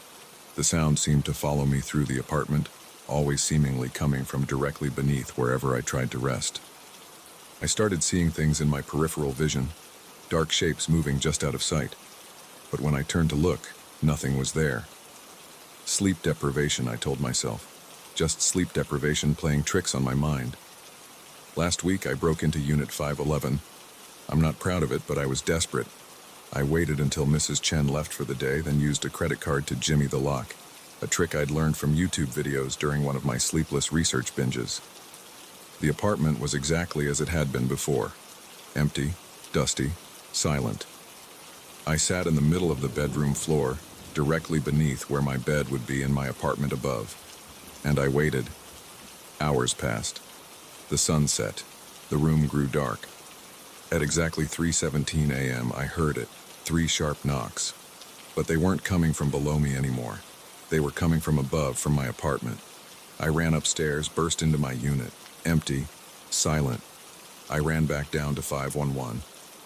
As soon as I opened the door, 3 knocks sounded from my apartment again. This continued for hours. The sound always coming from whichever apartment I wasn't in at the moment. That's when I noticed something else. Something that made my blood run cold. The dust patterns on the floor of 511. I had disturbed them when I entered, left clear footprints and marks where I had sat. But now, looking more closely in the beam of my flashlight, I saw other marks in the dust. Hundreds of them. Footprints overlapping footprints, creating complex patterns across the floor. Some appeared to be my size and shape. Others were different, smaller, larger, distorted. And they were all fresh. The dust was disturbed in real time, new prints appearing even as I watched, spreading out from where I stood like ripples in a pond. But I was standing completely still. I fled the building that night, packed a bag and checked into a motel across town. But even here, I can hear it. 3 sharp knocks, every night at 3:17 a.m. coming from the room below mine. I've checked. There is no room below mine. I'm on the first floor. Yesterday, I received an eviction notice from Mrs. Chen. Apparently, other tenants have been complaining about noise coming from my apartment. Loud knocking sounds at all hours of the day and night. According to them, it's been going on for months, even during the weeks I haven't been there. I'm writing this now from the motel room. It's 3:16 a.m. 1 minute until the knocking starts again. But this time something is different. This time I can see marks appearing in the carpet, subtle indentations like footprints moving slowly across the floor toward my bed. The carpet fibers are being pressed down by something I cannot see, something that leaves no shadow. And for the first time in 6 weeks, I think I understand what's been happening. The knocking wasn't coming from the apartment below or above or anywhere else in the physical world. The knocking was coming from somewhere else entirely, somewhere that operates on different rules than our reality. And whatever was knocking, I think it finally found a way in. The indentations in the carpet are getting closer now. 3 feet from my bed, 2 feet, 1 foot. It's 3:17 a.m. I hear knocking, but this time, it's not coming from below. It's coming from inside this room.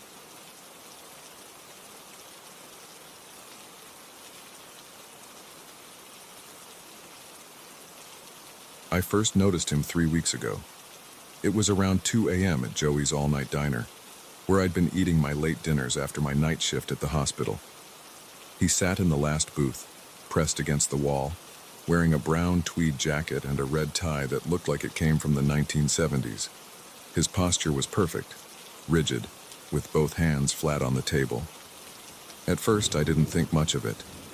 Lots of strange people come to 24-hour diners in the middle of the night. I'm one of them. But then I noticed he was there the next night, and the next. Always in the same booth, wearing the exact same clothes in the exact same position. I work as an ER nurse, and my shift ends at 1:30 a.m.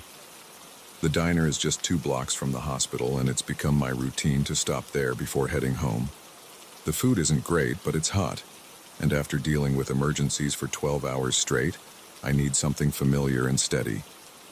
That third night, I watched him more carefully. He never moved, never ordered food, never drank water. Just sat there, hands flat on the table, staring straight ahead. The waitresses walked past him like he wasn't even there. "Hey, Mary," I called to the waitress who usually served me. She was in her 50s with graying hair and comfortable shoes that squeaked against the linoleum floor. "What's the deal with the guy in the back booth?" Mary looked where I pointed, then back at me with a confused expression. "Which guy, honey?" "The one in the brown jacket. Been here every night this week." She turned again, squinting. "I don't see anyone back there, Jake. You want more coffee?" I looked at the booth. The man sat there, clear as day, his red tie a bright splash of color against the beige wall. "You're telling me you don't see him? Right there?" Mary's face changed. Her usual friendly smile disappeared. "Don't," she said. "Just don't." She walked away, leaving my coffee cup empty. I pulled out my phone and tried to take a picture. The screen showed an empty booth. I took another. Same result. My hands started to sweat. The next night I chose a different booth, one with a direct view of him. My fork shook slightly as I ate my meatloaf. The man's face was unremarkable, middle-aged, clean-shaven, with neat brown hair combed to the side. His eyes looked straight ahead, never blinking. I started taking notes on my phone. Every night he appeared at exactly 2:13 a.m. Before that, the booth was empty. I never saw him enter. He was just suddenly there, like someone had switched on a projection. One night I decided to sit in the booth right next to his. My heart pounded as I slid into the seat. This close I could see every detail of his clothing. The tweed jacket had a small tear on the left elbow. The red tie had a faint stain near the bottom. His hands were pale with neatly trimmed fingernails. He didn't smell like anything. No cologne, no body odor, nothing. The air around him felt colder, but maybe that was just my imagination. "Can you hear me?" I whispered. No response. Not even a twitch. I reached out, my hand shaking, and tried to touch his sleeve. My fingers passed through the fabric like it was made of smoke. A cold sensation shot up my arm, and I jerked back, knocking over my water glass. The crash drew stares from other customers. When I looked back, the man was still there, unmoved, unresponsive. I started staying later, waiting to see if he ever left. He didn't. At exactly 5:47 a.m., he would vanish. No movement, no fade out, just there 1 second and gone the next. My coworkers at the hospital noticed something was wrong. I was distracted during shifts, making small mistakes. The head nurse pulled me aside and asked if everything was okay. I said I wasn't sleeping well. It wasn't a lie. I tried different approaches.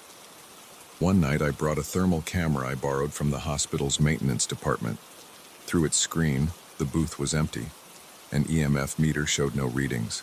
A digital voice recorder picked up nothing but the normal sounds of the diner. I searched local news archives online. Nothing about deaths at the diner. No missing persons matching his description. I even asked the diner's owner, an old Greek man named Stavros, about the history of the place. 32 years I own this place, he said. Nothing strange, nothing bad, just good food, good business. He looked at me hard. You should eat somewhere else for a while, I think. But I couldn't stay away. The man had become an obsession. I needed to understand what he was, why he was there. My sleep schedule fell apart completely. Even when I wasn't at the diner, I thought about him constantly. I started scanning crowds for his brown tweed jacket and red tie. One night, about 2 weeks in, something changed. I was in my usual booth, pretending to read news on my phone while watching him. At exactly 3:33 a.m., his head turned. Slowly, mechanically, like a security camera, until he faced me directly.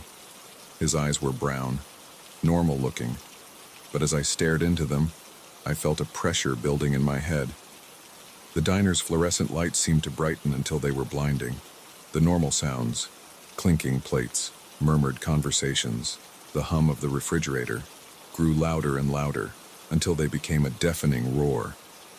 I gripped the edge of the table, my knuckles white.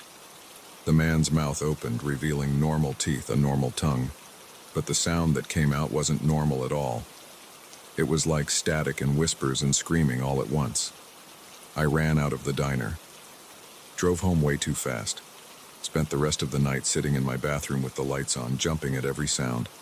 I didn't go back for 3 days. Ordered delivery instead, ate at my apartment. But the whole time, I felt watched. The darkness in the corners of my bedroom seemed deeper than usual. Every reflection in every window looked wrong somehow. When I finally returned to the diner, he was there. Same position, same clothes, same blank stare ahead. Like nothing had happened. Mary refused to serve my section anymore. A younger waitress named Tanya took over. She was new and didn't know about the man in the booth. But after a few nights, I noticed her taking longer routes to avoid passing near him. I started talking to the other late-night regulars. Most of them were like me, hospital workers, security guards, taxi drivers, people whose lives happened while the rest of the world slept. None of them would acknowledge the man in the brown jacket, but I noticed how they all chose seats far from the back booth, how their eyes skipped over that section of the diner like it was hidden behind a curtain. Last night, something new happened. I was picking at a slice of apple pie, stealing glances at him like usual when the lights flickered, just for a second. In that moment of darkness, I saw him standing right next to my booth. When the lights came back on, he was in his usual spot. But now there was something on my table that hadn't been there before. A small, rectangular business card. The paper was yellowed with age. In faded type, it showed a name and phone number. Thomas Reeves Insurance Adjuster, 555, number 2. My hand shook as I picked it up. The card felt real, solid. I pulled out my phone and dialed the number before I could talk myself out of it. A recorded message played. The number you have dialed is not in service and has been disconnected. I flipped the card over. On the back, in neat handwriting, Booth 7, October 15th, 1986, 3:47 a.m. That was yesterday. I've spent all day researching. Thomas Reeves was real. He worked for Midwest Life Insurance from 1975 to 1986. And on October 15th, 1986, he died of a heart attack at Joey's all-night diner in Booth 7. It's 1:45 a.m. now. I'm sitting in my car in the diner's parking lot, watching the neon open sign buzz and flicker. My shift ended 15 minutes ago. My stomach is growling. I haven't eaten since lunch. The diner's windows are bright rectangles in the darkness. From here, I can just see the back booth. It's empty. I know I should drive home, order a pizza, try to sleep, start looking for somewhere else to eat after my shifts. But I'm going to go in. I need to know why he showed himself to me, why he gave me the card, what he wants. The diner's door chimes as I push it open. Mary won't meet my eyes as I walk to my usual booth. My watch shows 2:12 a.m., 1 minute until he appears. I can feel the cold already.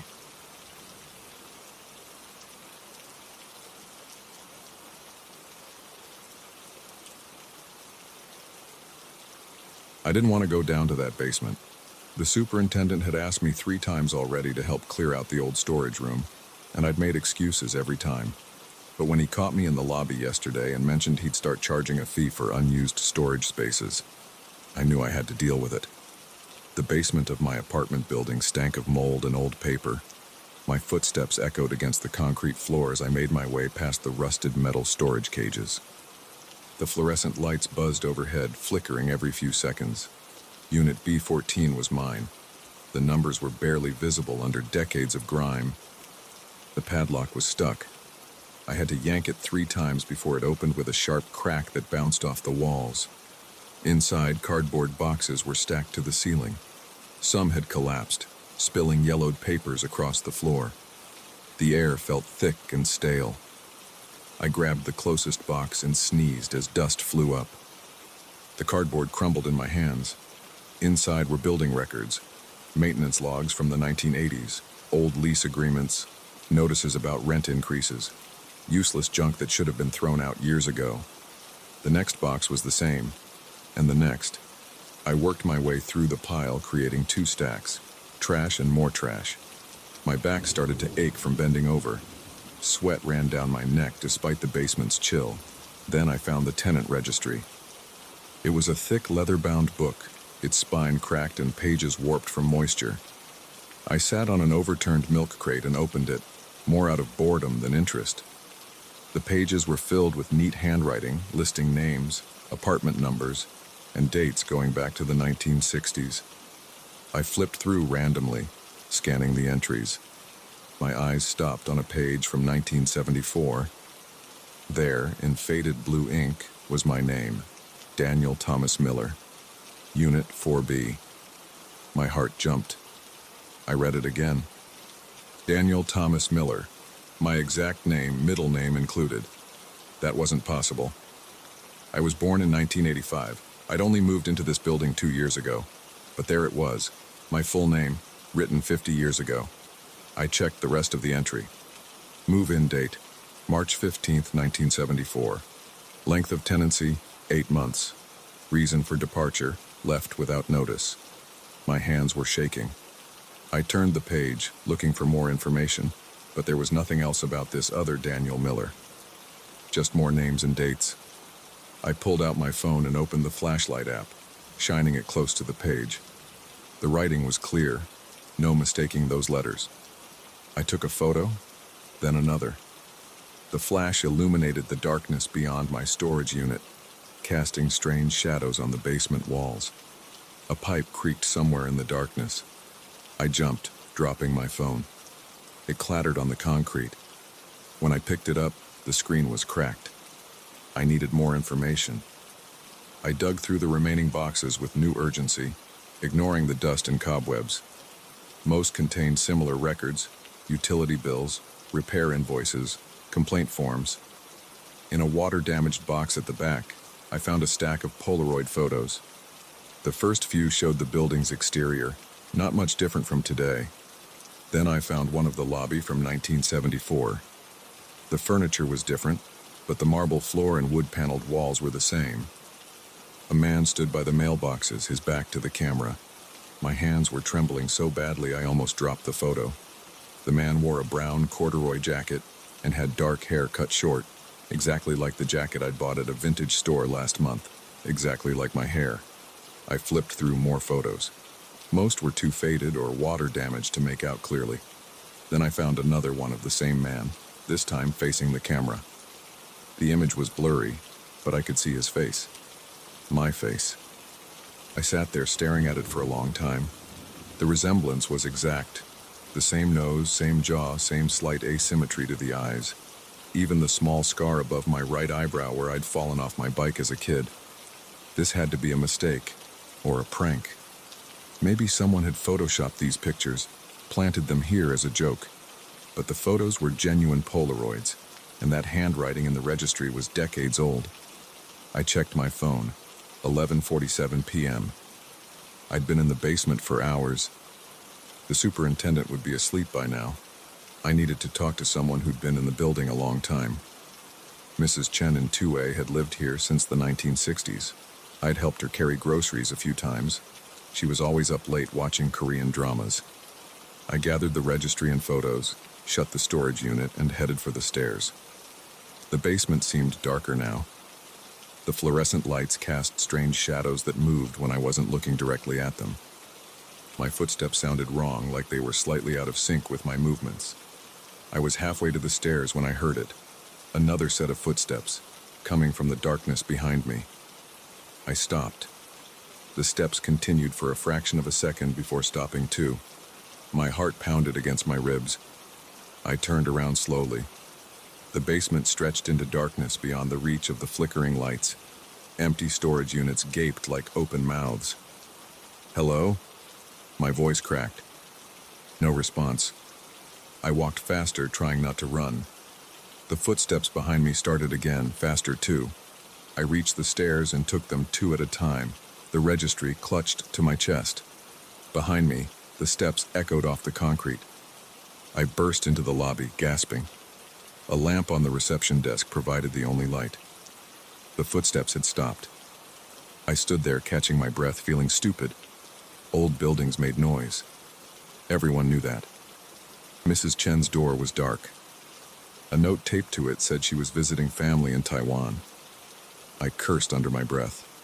Back in my apartment, I spread the photos on my kitchen table. They looked different under normal lighting. Older, more faded. But the man's face was still unmistakably mine.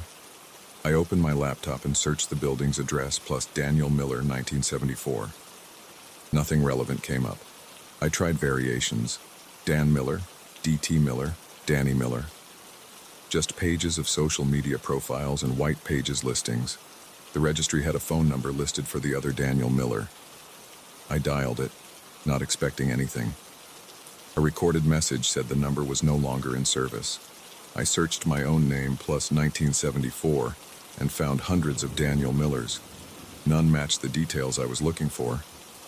I checked birth and death records, newspaper archives, anything I could think of. At 3 a.m., my eyes burning from staring at the screen, I found something. A small article in the local paper from November 1974. Police are seeking information regarding the disappearance of Daniel Miller, 35, last seen at his residence at my building's address on October 12th. Miller was reported missing by his employer after failing to appear at work for 2 weeks. Anyone with information is asked to contact. The article included a photo.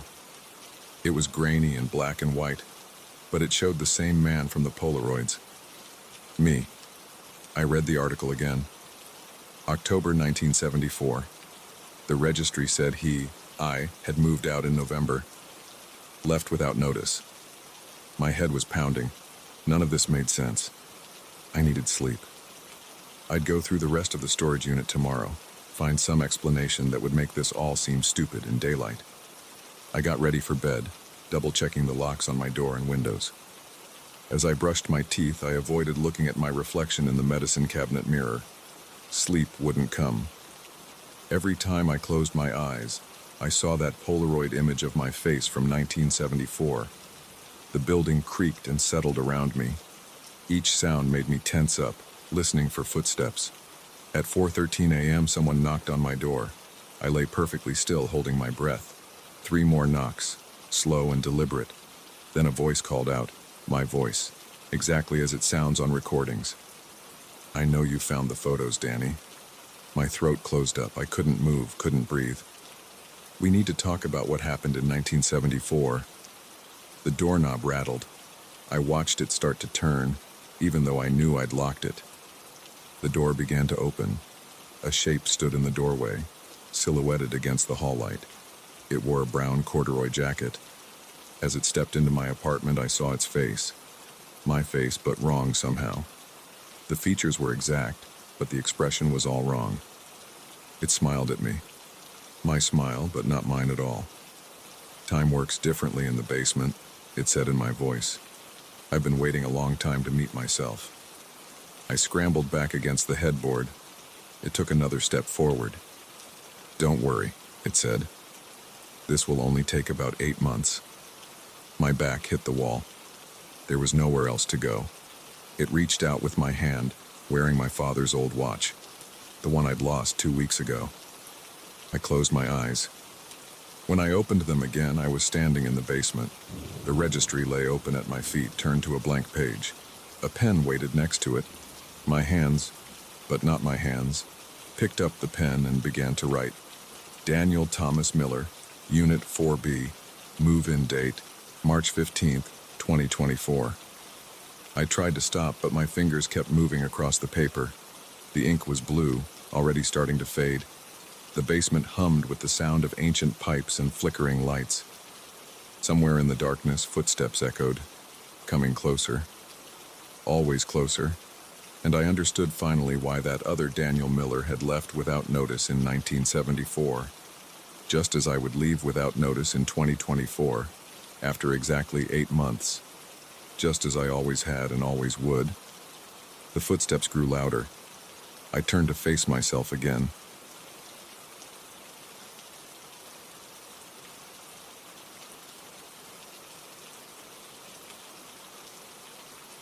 I didn't put that key in my pocket. I know I didn't. But there it was on Tuesday morning when I reached into my coat to grab my phone, a heavy brass key, about 3 inches long, with an ornate head and worn teeth. The metal felt cold against my fingers, and a thin layer of grime came off on my skin when I touched it. I stood there in the lobby of Morton and Burke Publishing, where I'd worked as an editor for the past 8 years, staring at this thing I'd never seen before. Other employees rushed past me toward the elevators, their shoes clicking on the marble floor. The security guard, Bill, gave me an odd look from his desk. "Everything okay, Mr. Parker?" I quickly shoved the key back in my pocket. "Yeah, fine. Just checking something."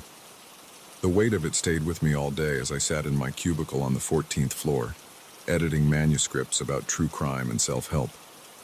Every so often, I'd slip my hand into my coat pocket just to make sure it was still there. It was always there, like a small chunk of ice that never seemed to warm up. I thought about asking around the office if anyone had lost a key, but something stopped me. Maybe it was the way it looked, too old to belong in our modern glass and steel building. Or maybe it was the fact that I couldn't shake the feeling that it had appeared in my pocket, rather than being misplaced there. That night I took it home and put it on my nightstand. The next morning it was still there, catching the early sunlight. I picked it up and noticed more details. Tiny scratches in the metal, a pattern of crosses on the head, and what looked like the number 7 stamped near the tip. My fingers left fresh smudges on its dull surface. I brought it back to work with me. Don't ask me why. It just felt important, like something I shouldn't leave behind. For 3 days, it rode in my pocket while I went about my normal routine. Coffee from the cart in the lobby, manuscript reviews, lunch at my desk, meetings in conference room B, more coffee, more manuscripts. On Friday, I had to stay late to finish evaluating a promising thriller submission. The office was almost empty by 7 p.m. The fluorescent lights hummed. Computer screens glowed in the darkness of vacant cubicles. My eyes burned from staring at my monitor. I needed to stretch my legs, so I took a walk around the floor. That's when I noticed it. A door I'd never seen before, tucked into an alcove behind the supply room. The paint matched the walls exactly, but it looked older than the rest of the building's doors. No nameplate, no window, just a keyhole with brass fittings that had turned green with age. My heart started beating faster. The key felt heavy in my pocket. I looked around. The floor was silent except for the hum of the ventilation system. No one else was around. I took out the key and held it up to the keyhole. The worn brass matched perfectly. My hands shook as I inserted it. The key slid in smoothly, like it was coming home. When I turned it, the mechanism made a sound like bones breaking. The door opened with a soft groan. Cool air rushed out, carrying a musty smell that reminded me of old books and deeper places. Beyond the threshold was absolute darkness. I pulled out my phone and turned on the flashlight. The beam revealed a narrow corridor with walls of rough stone. The floor sloped down slightly. Water dripped somewhere in the distance. Common sense said to close the door, go back to my desk, and forget about this. But I'd been editing other people's adventures for 8 years. Maybe it was time to have one of my own. I stepped through. The door clicked shut behind me. I spun around, heart hammering, but it was still there. The key was still in the lock. I left it there. No way was I risking getting trapped. The corridor stretched ahead, curving slightly to the left. My phone's light created shifting shadows on the walls. The air felt thick and stale, like no one had breathed it in years. My footsteps echoed on the stone floor. After about 50 feet, the passage opened into a circular room about 20 feet across. My light revealed more doorways, 3 of them evenly spaced around the walls. Each one was identical to the first, complete with brass fittings gone green with age. I approached the nearest door and tried the handle. Locked. Same with the second one. But the third door, the handle turned with a grinding sound of metal on metal. The room beyond was larger than the first, with a high ceiling lost in darkness. Stone pillars rose from the floor like tree trunks. And there, in the center of the room, stood a desk.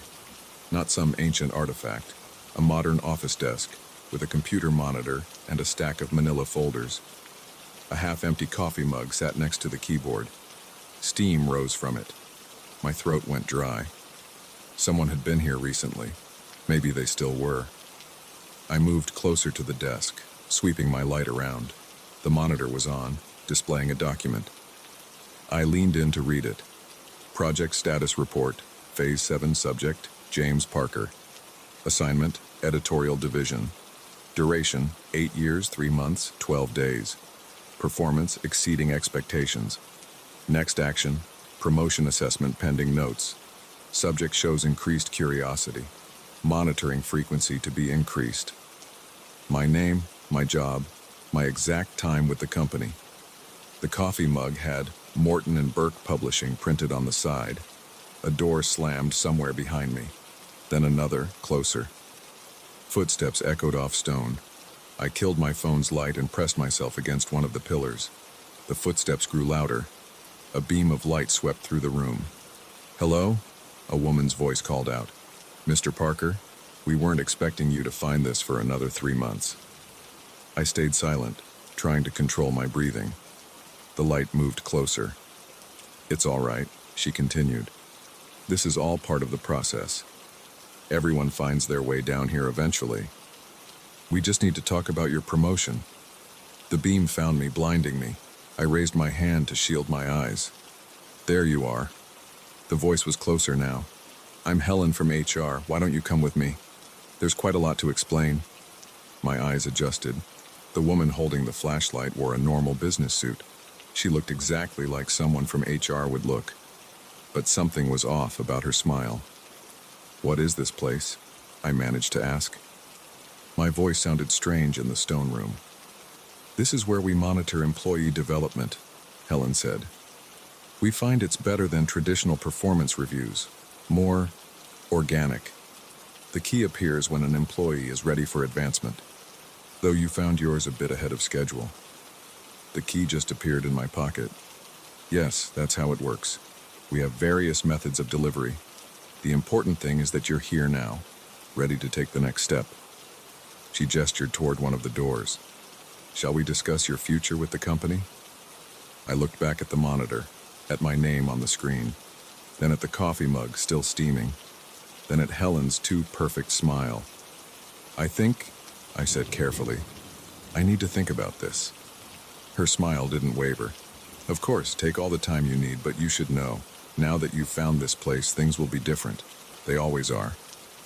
I backed away toward the door I'd come through. Helen didn't move to stop me. She just stood there smiling as I fumbled for the key and practically ran back up the corridor. When I burst out into the normal office, everything looked exactly the same. Fluorescent lights, empty cubicles, my coffee cup still sitting on my desk where I'd left it. I glanced back at the door, half expecting it to have vanished, but it was there, solid and real. The key was cool in my hand. That was 3 days ago. I still have the key. I haven't gone back through the door, but I know it's there. Every morning when I arrive at work, I take a different route to my desk to avoid walking past that alcove. But I can feel it waiting. The strangest part is that everything else is normal. I still edit manuscripts. I still get coffee from the cart in the lobby. Bill, the security guard, still nods hello every morning. But now I notice things I didn't before. Like how the cleaning crew never seems to work on our floor, but every morning everything is spotless. How certain employees disappear for hours at a time with no explanation. How Helen from HR sometimes walks past my desk and gives me that same perfect smile. Yesterday I found a memo on my desk. Standard corporate letterhead, but no signature. Promotional opportunity. Your initiative in exploring company resources is noted and appreciated. Please schedule a follow-up meeting at your earliest convenience. The door is always open. P.S. Keep the key. You'll know when to use it again. I should probably quit. Find a new job editing books that don't make me wonder what's hiding behind their covers. But I won't, because every time I touch that key in my pocket, I feel something I haven't felt in 8 years of corporate life. Anticipation. Helen was right. Things are different now. And maybe that's not entirely bad. This morning I noticed another employee, Sarah from accounting, standing in front of a door I've never seen before. holding a brass key in her shaking hand. Our eyes met. She quickly looked away and hurried off, but I saw the recognition in her face. The same look I see in the mirror every morning now. I wonder how many of us there are, how many doors, how deep the corridors go. But mostly I wonder what's behind those other doors, the locked ones.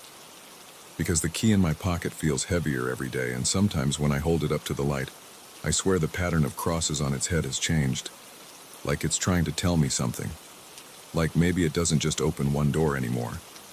I've started taking walks around different floors of the building during my lunch break, looking for doors that don't quite match the others, watching for brass fittings gone green with age. I know I'll find another one eventually. And when I do, well, Helen said I was exceeding expectations. Maybe it's time to exceed them even more.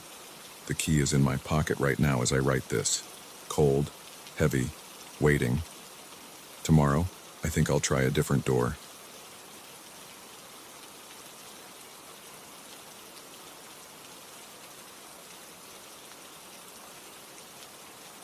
The first time I heard my name on those abandoned railroad tracks, I convinced myself it was just the wind.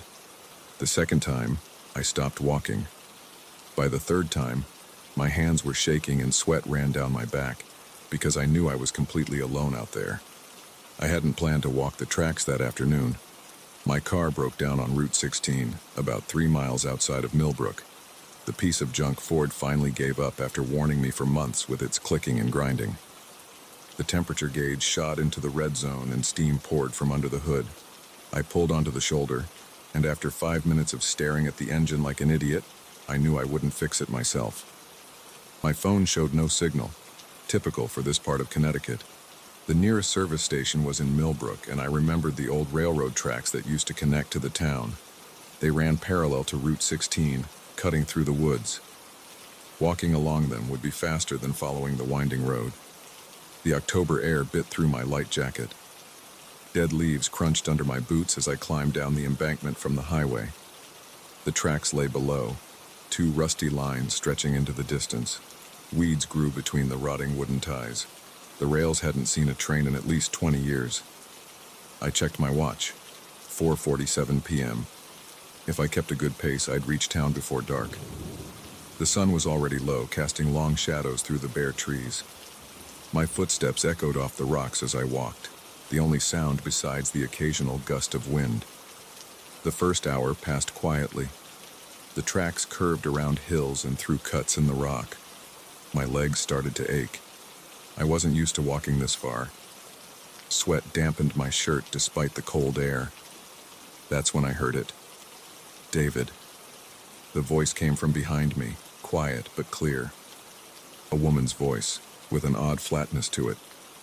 I turned around but saw only empty tracks stretching back through the trees. "Hello?" I called out. My voice sounded too loud in the still air. No response. I shrugged it off and kept walking, probably just my mind playing tricks. I was tired, and the wind could make strange sounds through the trees. 5 minutes later, David. Louder this time, still flat and emotionless, still behind me.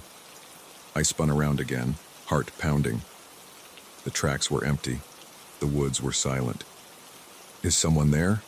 I shouted. The words echoed off the rocks. No answer. My hands felt cold and clammy. I wiped them on my jeans and walked faster, boots crunching on the gravel between the ties. David. Right behind me now. So close I could almost feel breath on my neck. I broke into a run. Gravel flew from under my feet. My breathing came in ragged gasps. The voice followed. "David. David. David." Each time closer. Each time flatter.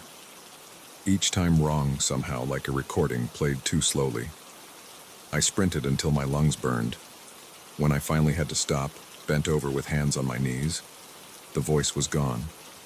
Only my wheezing breath broke the silence. The sun had dropped behind the hills. Long shadows filled the cuts between the rocks. I straightened up, still breathing hard, and looked around. The tracks stretched empty in both directions.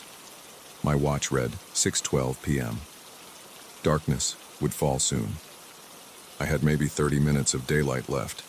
Millbrook couldn't be more than a mile or two ahead. I started walking again, faster than before. The temperature dropped as shadows lengthened. My breath came out in visible puffs. The cooling sweat on my back made me shiver. A twig snapped in the woods to my right. I jerked my head toward the sound, but saw only darkness between the trees. Another snap, to the left this time. Then silence. I walked faster, almost jogging. The gravel crunched too loudly under my feet. Each sound seemed to echo off the rocks. David. I stumbled and nearly fell. The voice came from directly ahead this time. I squinted into the growing darkness. Nothing moved on the tracks. Who's there? My voice cracked. This isn't funny. David, David, David. From behind again, then from the right, then the left, then everywhere at once. A chorus of flat, dead voices calling my name. I ran. Branches whipped my face as I left the tracks, plunging into the woods. I had to get away from those voices, had to reach the road. My foot caught on a root and I sprawled forward. My hands scraped against rocks and dead leaves. Pain shot through my knee. I lay there gasping, face pressed against the cold ground. The voices had stopped. Slowly, I pushed myself up. Blood trickled from scrapes on my palms. My knee throbbed where I'd hit it. Trees loomed around me in the darkness. I had no idea which direction I'd come from. The tracks were hidden somewhere in the growing shadows. My phone still showed no signal. A branch cracked behind me. I whirled around. Nothing there. Just darkness between the trees. Another crack, closer. Then another. Something moved in the shadows. A darker shape against the darkness. I caught a glimpse of pale skin. Wrong somehow. Too white. Too smooth. I ran again. Branches tore at my clothes. Roots tried to trip me. I had no idea where I was going. Just away. Away from whatever was behind me. The ground sloped upward. I scrambled up, grabbing at trees to pull myself higher. My lungs burned. My legs trembled. David! The voice came from above me now. I looked up and screamed. A face hung in the darkness between the trees, pale white with black holes where the eyes should be. The mouth opened too wide, showing teeth that gleamed like metal. David. I lost my footing and tumbled backward down the slope. Rocks and branches battered me as I fell. I hit the bottom hard, driving the air from my lungs. Pain shot through my whole body. I couldn't breathe, couldn't move. Footsteps crunched in the leaves, coming closer, slow, deliberate. I forced my eyes open. The thing from the slope stood over me. In the last gray light, I could see it clearly now. It looked almost human, almost, but the proportions were wrong. The arms too long, the fingers too thin, the skin so white it seemed to glow. The face was the worst part. No eyes, just smooth skin where they should be. The mouth was a jagged line that split the lower face, filled with gleaming metal teeth.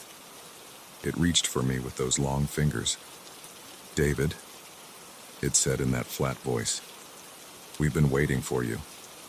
More shapes emerged from the darkness. More pale faces. More metal teeth. I tried to scream, but no sound came out. My body wouldn't move. The first creature's hand touched my face. Its skin felt like cold plastic. Time to come home, David. The others moved closer, surrounding me. Their hands reached down. Cold plastic fingers pressed against my skin. No, I managed to whisper. Please. We've missed you, David, they said in unison, voices flat and dead. We've missed you so much. They lifted me from the ground.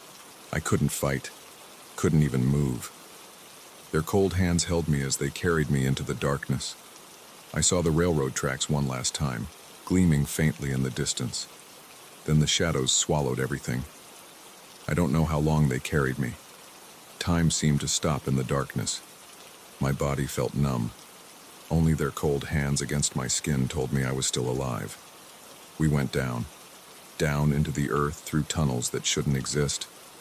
The air grew colder, damper. It smelled of wet stone and decay. Lights appeared ahead. Not electric lights, some kind of pale blue glow that seemed to come from the walls themselves. It illuminated a vast underground space. More of them waited there. Dozens, hundreds. All those eyeless faces turned toward me as they carried me past. "Welcome home," they said together. Their voices echoed off the stone walls. They took me to a chamber deep underground. Machines lined the walls. Old machines, covered in rust and grime. But they hummed with power. Cables and tubes snaked across the floor. In the center stood something like an operating table. Metal restraints hung from its sides. "No," I said again. My voice was barely a whisper. "Please don't." They lifted me onto the cold metal surface. The restraints snapped closed around my wrists and ankles. More bands wrapped around my chest and head, holding me completely immobile. One of them leaned over me. Its mouth split open, showing those terrible metal teeth. "Don't worry, David," it said. "Soon you'll be just like us. Soon you'll understand." Something whirred above me. A machine descended from the ceiling, all sharp edges and gleaming needles. "We've waited so long for you to come back," they said. "Now we can make you perfect, make you pure, make you one of us." The needles touched my skin. Pain exploded through my body. I screamed until my voice gave out. Screamed as they cut away what made me human. Screamed as they replaced flesh with metal and plastic. When it was over, I stood before a mirror they'd brought. An eyeless face looked back at me. Pale white skin stretched over metal bones. A mouth full of steel teeth. "Welcome home, brother," they said. "Welcome home," I replied in a flat, empty voice. Now I walk the tracks at night. I call out to lost travelers with voices that used to be mine. I guide them down into the darkness where my brothers and sisters wait. Sometimes they scream, sometimes they beg, but in the end they all become pure. They all become perfect. Like me. I am David. I am home. And I have work to do. The tracks are calling again. Someone is walking alone in the growing darkness. Someone who needs to be made perfect. I open my steel mouth and call their name.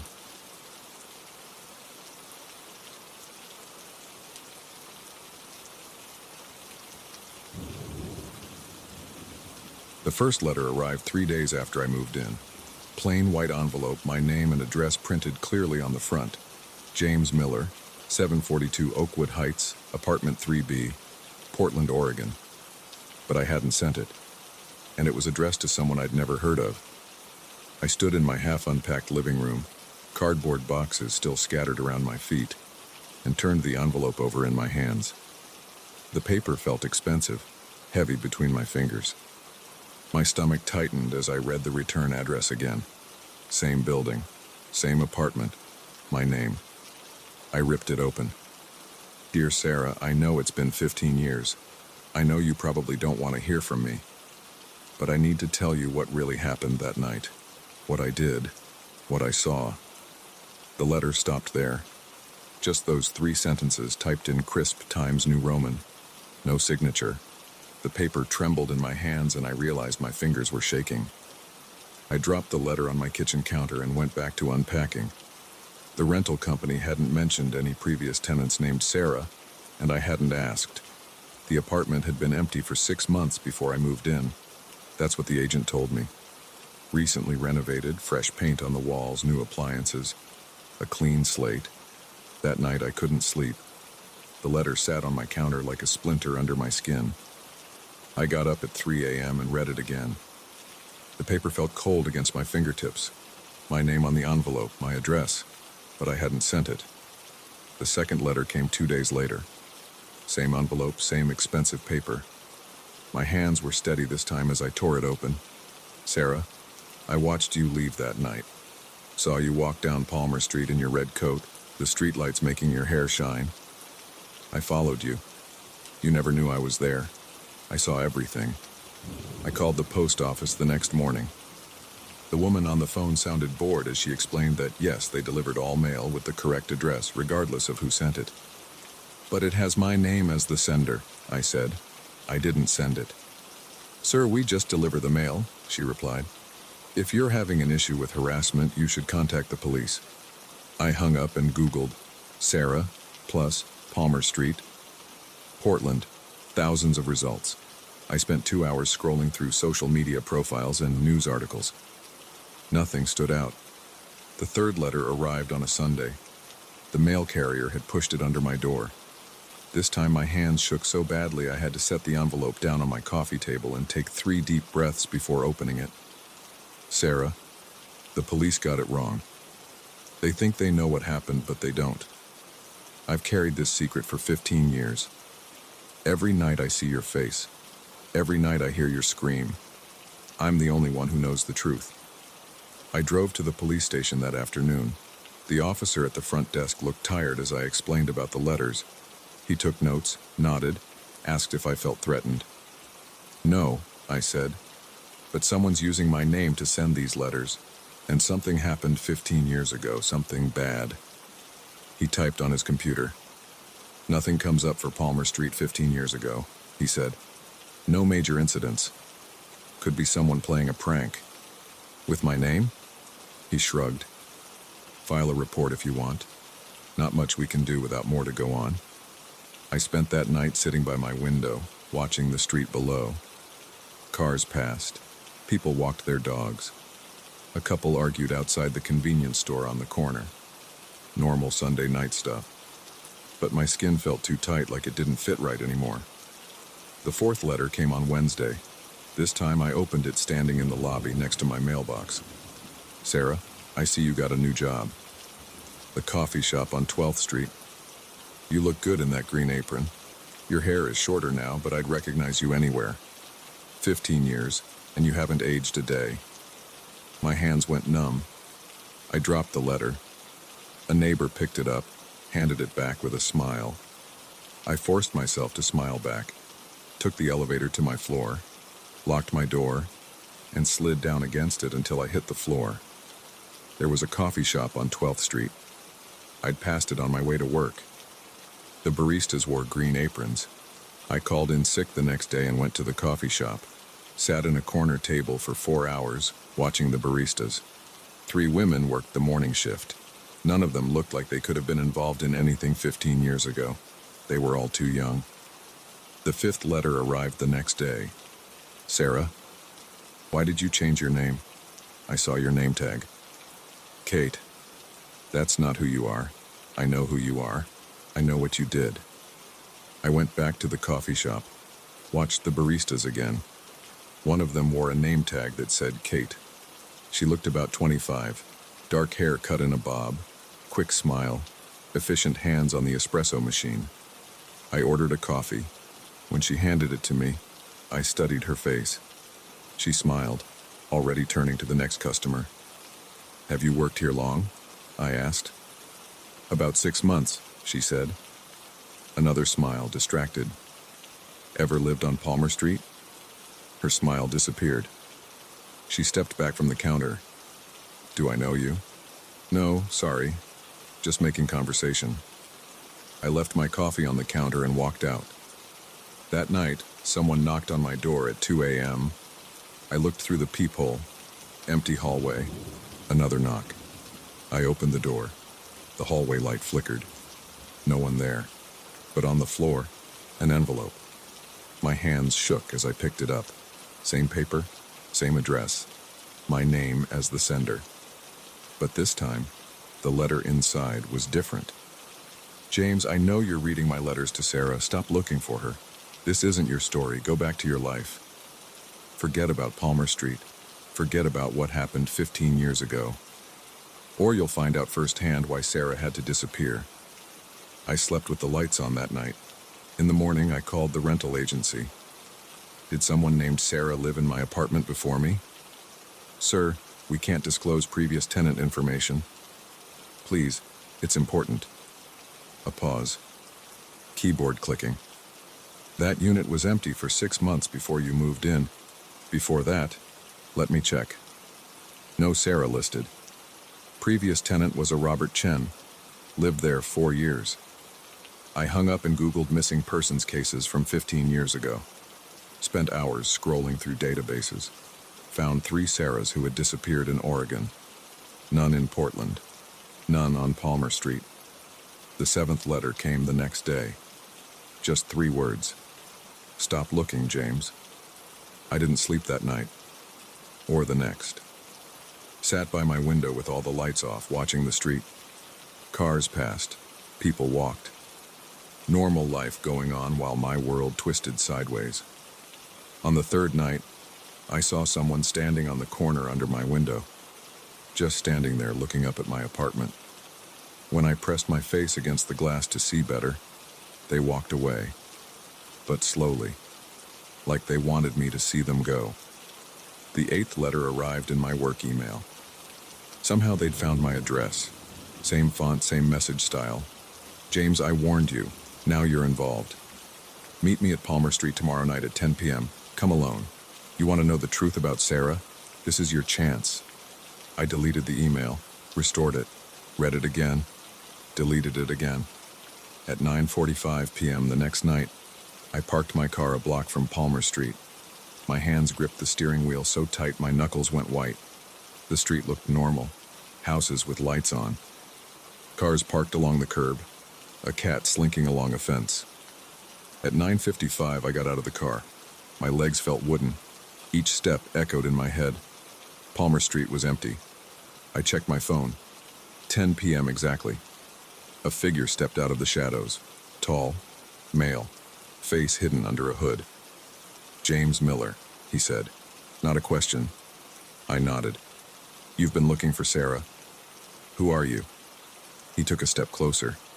Someone who knows the truth. About what happened 15 years ago. About what's happening now. Another step. Sarah isn't dead, James. She's hiding. And now you've drawn attention to her. Made people start asking questions again. What people? He laughed. The sound scraped against my ears. The kind of people who make other people disappear. A car turned onto Palmer Street, headlights sweeping across us. When the light faded, he was gone. The 9th letter waited in my mailbox the next morning. James, you met him last night. Now you understand. Some stories should stay buried.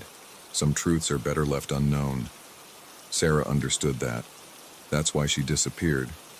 Go back to your life. Forget about the letters. Forget about Sarah. This is your last warning.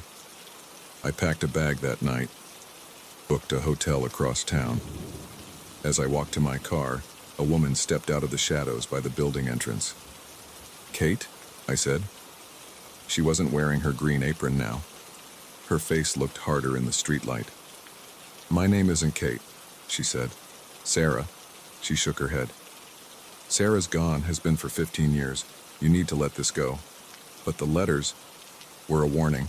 Someone noticed you asking questions. The wrong people noticed. Who? She looked over her shoulder. I have to go. Don't try to find me again. Don't try to find Sarah. Just live your life, James. While you still can. She walked away. I watched until she disappeared around the corner. When I got to my car, an envelope sat on the driver's seat. My window wasn't broken, the doors were still locked. Inside, one sentence. Some stories end with a warning. This is yours. I drove to the hotel, checked in under a false name, sat on the bed and stared at the wall until sunrise. The next day, I gave notice at my job, called the rental agency and told them I was breaking my lease, packed everything I owned into my car. As I drove out of Portland, heading east with no real destination in mind, my phone buzzed. Email from an address I didn't recognize. Smart choice, James. Some mysteries should stay mysteries. Some stories should stay untold. Drive safe. Don't look back. I deleted the email. Turned off my phone. Kept driving. That was 2 months ago. I'm in another city now. New job. New apartment. The letters stopped. But sometimes, late at night, I think about Sarah. About what happened 15 years ago on Palmer Street. About the truth buried under all those warnings. And I check my mailbox every morning with shaking hands, waiting for another envelope with my name as the sender. So far, nothing. But every time I see someone in a red coat or pass a coffee shop with green-aproned baristas or hear footsteps behind me on a dark street, I remember some stories don't want to be told, some mysteries don't want to be solved, and some warnings should be heeded. I heeded mine.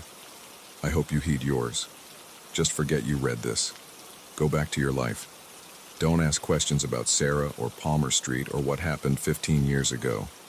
Because sometimes, the most dangerous thing isn't the truth. It's the people who want it to stay hidden.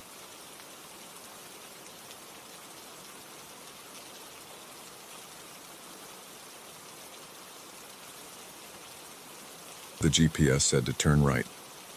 I shouldn't have listened. Now I'm stuck in the middle of nowhere and something's out there in the dark. I've been hearing it for hours. The sounds keep getting closer. But let me start from the beginning. I was driving home from a business meeting in Burlington, Vermont.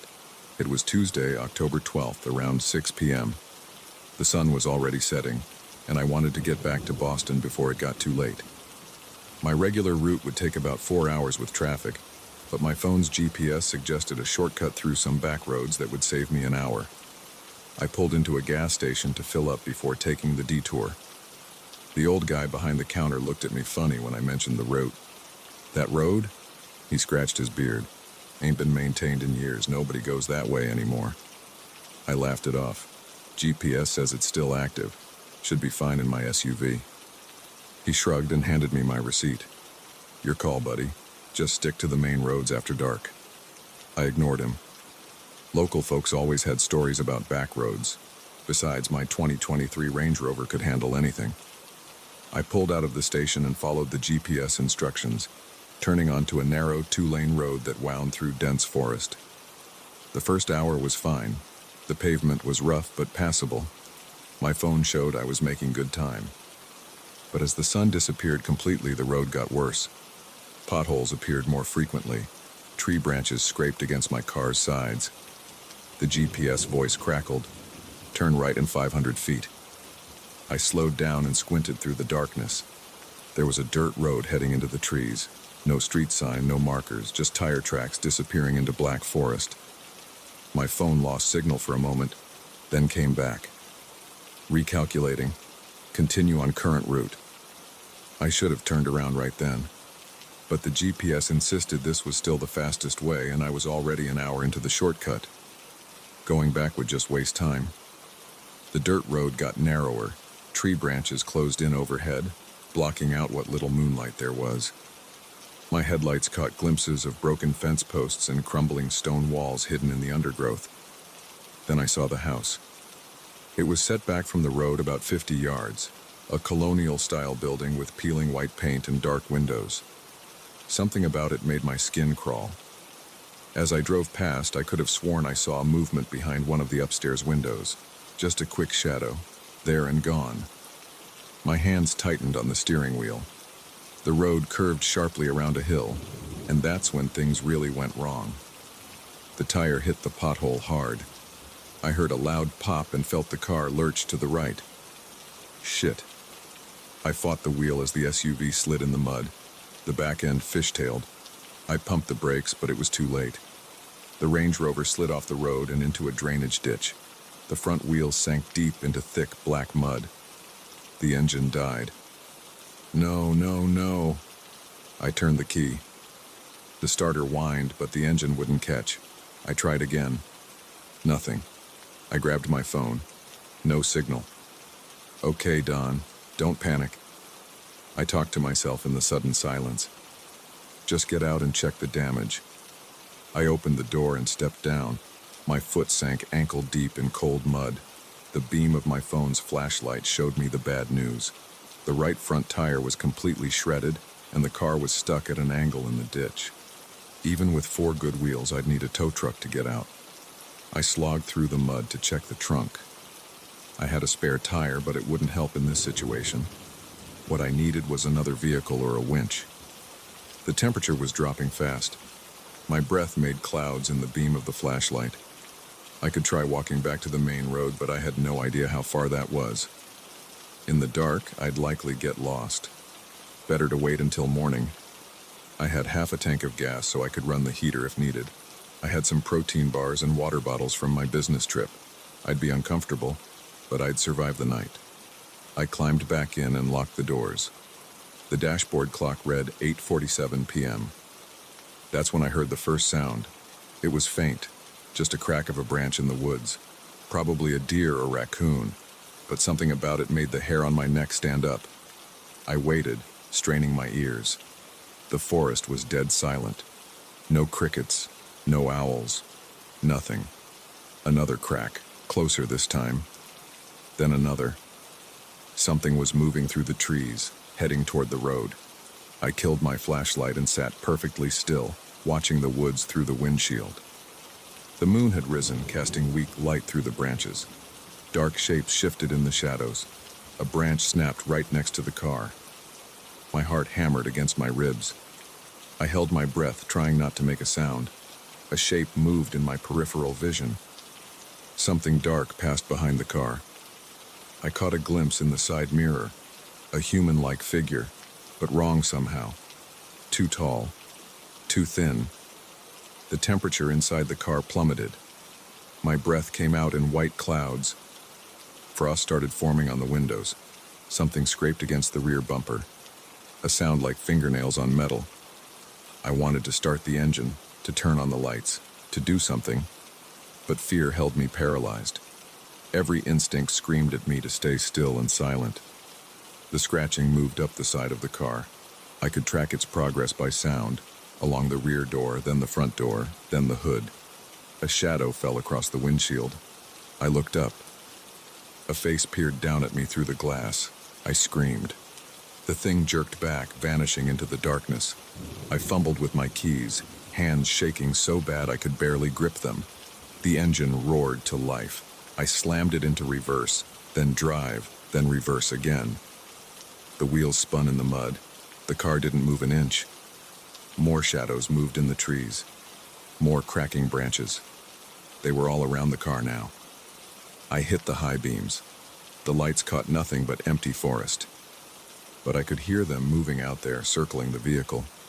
The temperature kept dropping. Ice crystals spread across the windows in intricate patterns. The heater was running full blast, but I couldn't stop shivering. Something hit the roof hard, making the whole car shake. Then again, and again. Like something, was pounding on it with their fists. I covered my ears, but I couldn't block out the sounds, the pounding, the scratching, and worst of all, the whispers. I couldn't make out words, but I could hear voices, dozens of them speaking in low, urgent tones just outside the car. They seemed to be arguing about something. About me. The assault on the car continued for hours. Sometimes the things would go quiet for a few minutes, making me think they'd left. Then they'd start up again louder than before, pounding, scratching, whispering. I curled up in the driver's seat, shaking with cold and terror. The dashboard clock ticked forward with agonizing slowness. 10 p.m., 11:09 p.m., midnight. Around 1 a.m. they changed tactics. "Help me," a woman's voice called from the woods. "Please, somebody help." I knew it wasn't real. It couldn't be real, but it sounded so human, so desperate. "Please, I'm hurt. Help me." The voice moved closer, accompanied by sounds of stumbling, branches breaking. "I can see your car. Please." The voice was right outside my window now. Every fiber of my being screamed not to look, but I couldn't help it. I turned my head slowly. A pale face pressed against the glass, inches from mine. It looked almost human, almost. But the eyes were solid black, and the mouth contained too many teeth. I jerked away, slamming my head against the other window. The thing outside smiled, its face splitting open far wider than any human mouth could. Then it began to tap on the glass with long, skeletal fingers. Tap, tap, tap. Other faces appeared at the windows, dozens of them, all with those black eyes, all with those two wide smiles, all tapping on the glass. Tap, tap, tap. I squeezed my eyes shut and pressed my hands over my ears, but I could still hear them, still feel their presence outside the car, still sense their hunger. I don't know how long I stayed like that. time lost all meaning. There was only the cold, the tapping, and the absolute certainty that if I opened my eyes, they would still be there. Watching. Waiting. The first hint of dawn saved me. As the sky began to lighten, the tapping stopped. The temperature slowly rose. When I finally opened my eyes, the windows were clear of frost. The forest was empty. I sat there for another hour, waiting for full daylight. My whole body ached from being cramped in the same position all night. My throat was raw from screaming.